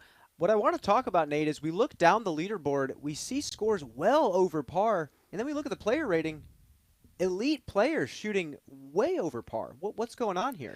Well, yeah, I mean, 15 players, 1,000 rated or better, shot 5 over or worse today, which has to be a new record. Does that say something about the course being, is it fluky, or is it just that challenging? Because we saw players play very well out here. What are you noticing in the course design that's causing these numbers? Yeah, you know, it's a different style of golf that we're used to seeing on the Pro Tour. It'd be tough to say that it's fluky. I personally love to see players challenged with their approach game, with the putters at slower speed, with the mid-ranges on downhill tee shots. And, of course, it still challenged the players to throw 450 to 500 feet with that power and precision. So I liked the Gorge quite a bit. I agree. I fully agree with you. I walked, played a few holes, and what I take away is the distances were very carefully chosen as well. We look at hole 12, for example. You can't just put something in play and then expect to get up and down for birdie. 985, huge downhill. You'd expect to be able to get there in 2, but you have to get aggressive. You have to take a line that pushes you very far down the fairway to come into that sloped green with something slower. So there's a lot of shots like that out there where if you're not biting off enough, you have an option to get up for the birdie. It's way tougher. So we saw on 15, players throwing roller off the tee to try to get themselves into a favorable position rather than trying to throw a 400-foot precise forehand. So I agree with you. There are certain parts like the island hopping, the basket on the sand that's new, but I get it. Yep. I mean, out on the tour, so often we're able to predict exactly what type of shot, what disc a player is going to throw. And today it was a little harder to make those predictions. And I think that there is a place for that out on the tour. I love it, and it forces the players to make more decisions. Some courses you'll see players throw 1 of 3 discs almost every single tee shot, and this course did not allow for that. With that said, with all the variety of shots we saw today, OTB shot of the day coming up, and to be honest with you, I don't quite know what it's going to be.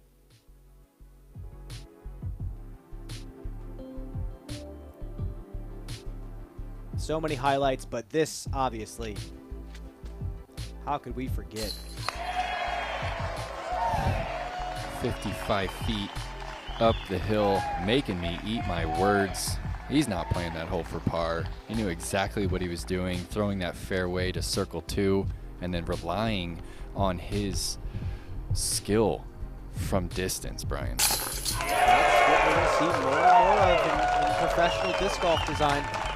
Just like traditional golf, the long putting is challenged a lot more. A lot more of the drama comes from long putting, and this man understands that, and he's making good from long range quite frequently. Let's look at some broadcast times. 3 p.m. Eastern time for the MPO tomorrow, but make sure to tune in 9:30 a.m. Eastern, 6:30 Pacific for the FPO coverage. Kristen Tatar shooting a phenomenal bogey-free final round. We'll see if she can hold on tomorrow on the Disc Golf Network.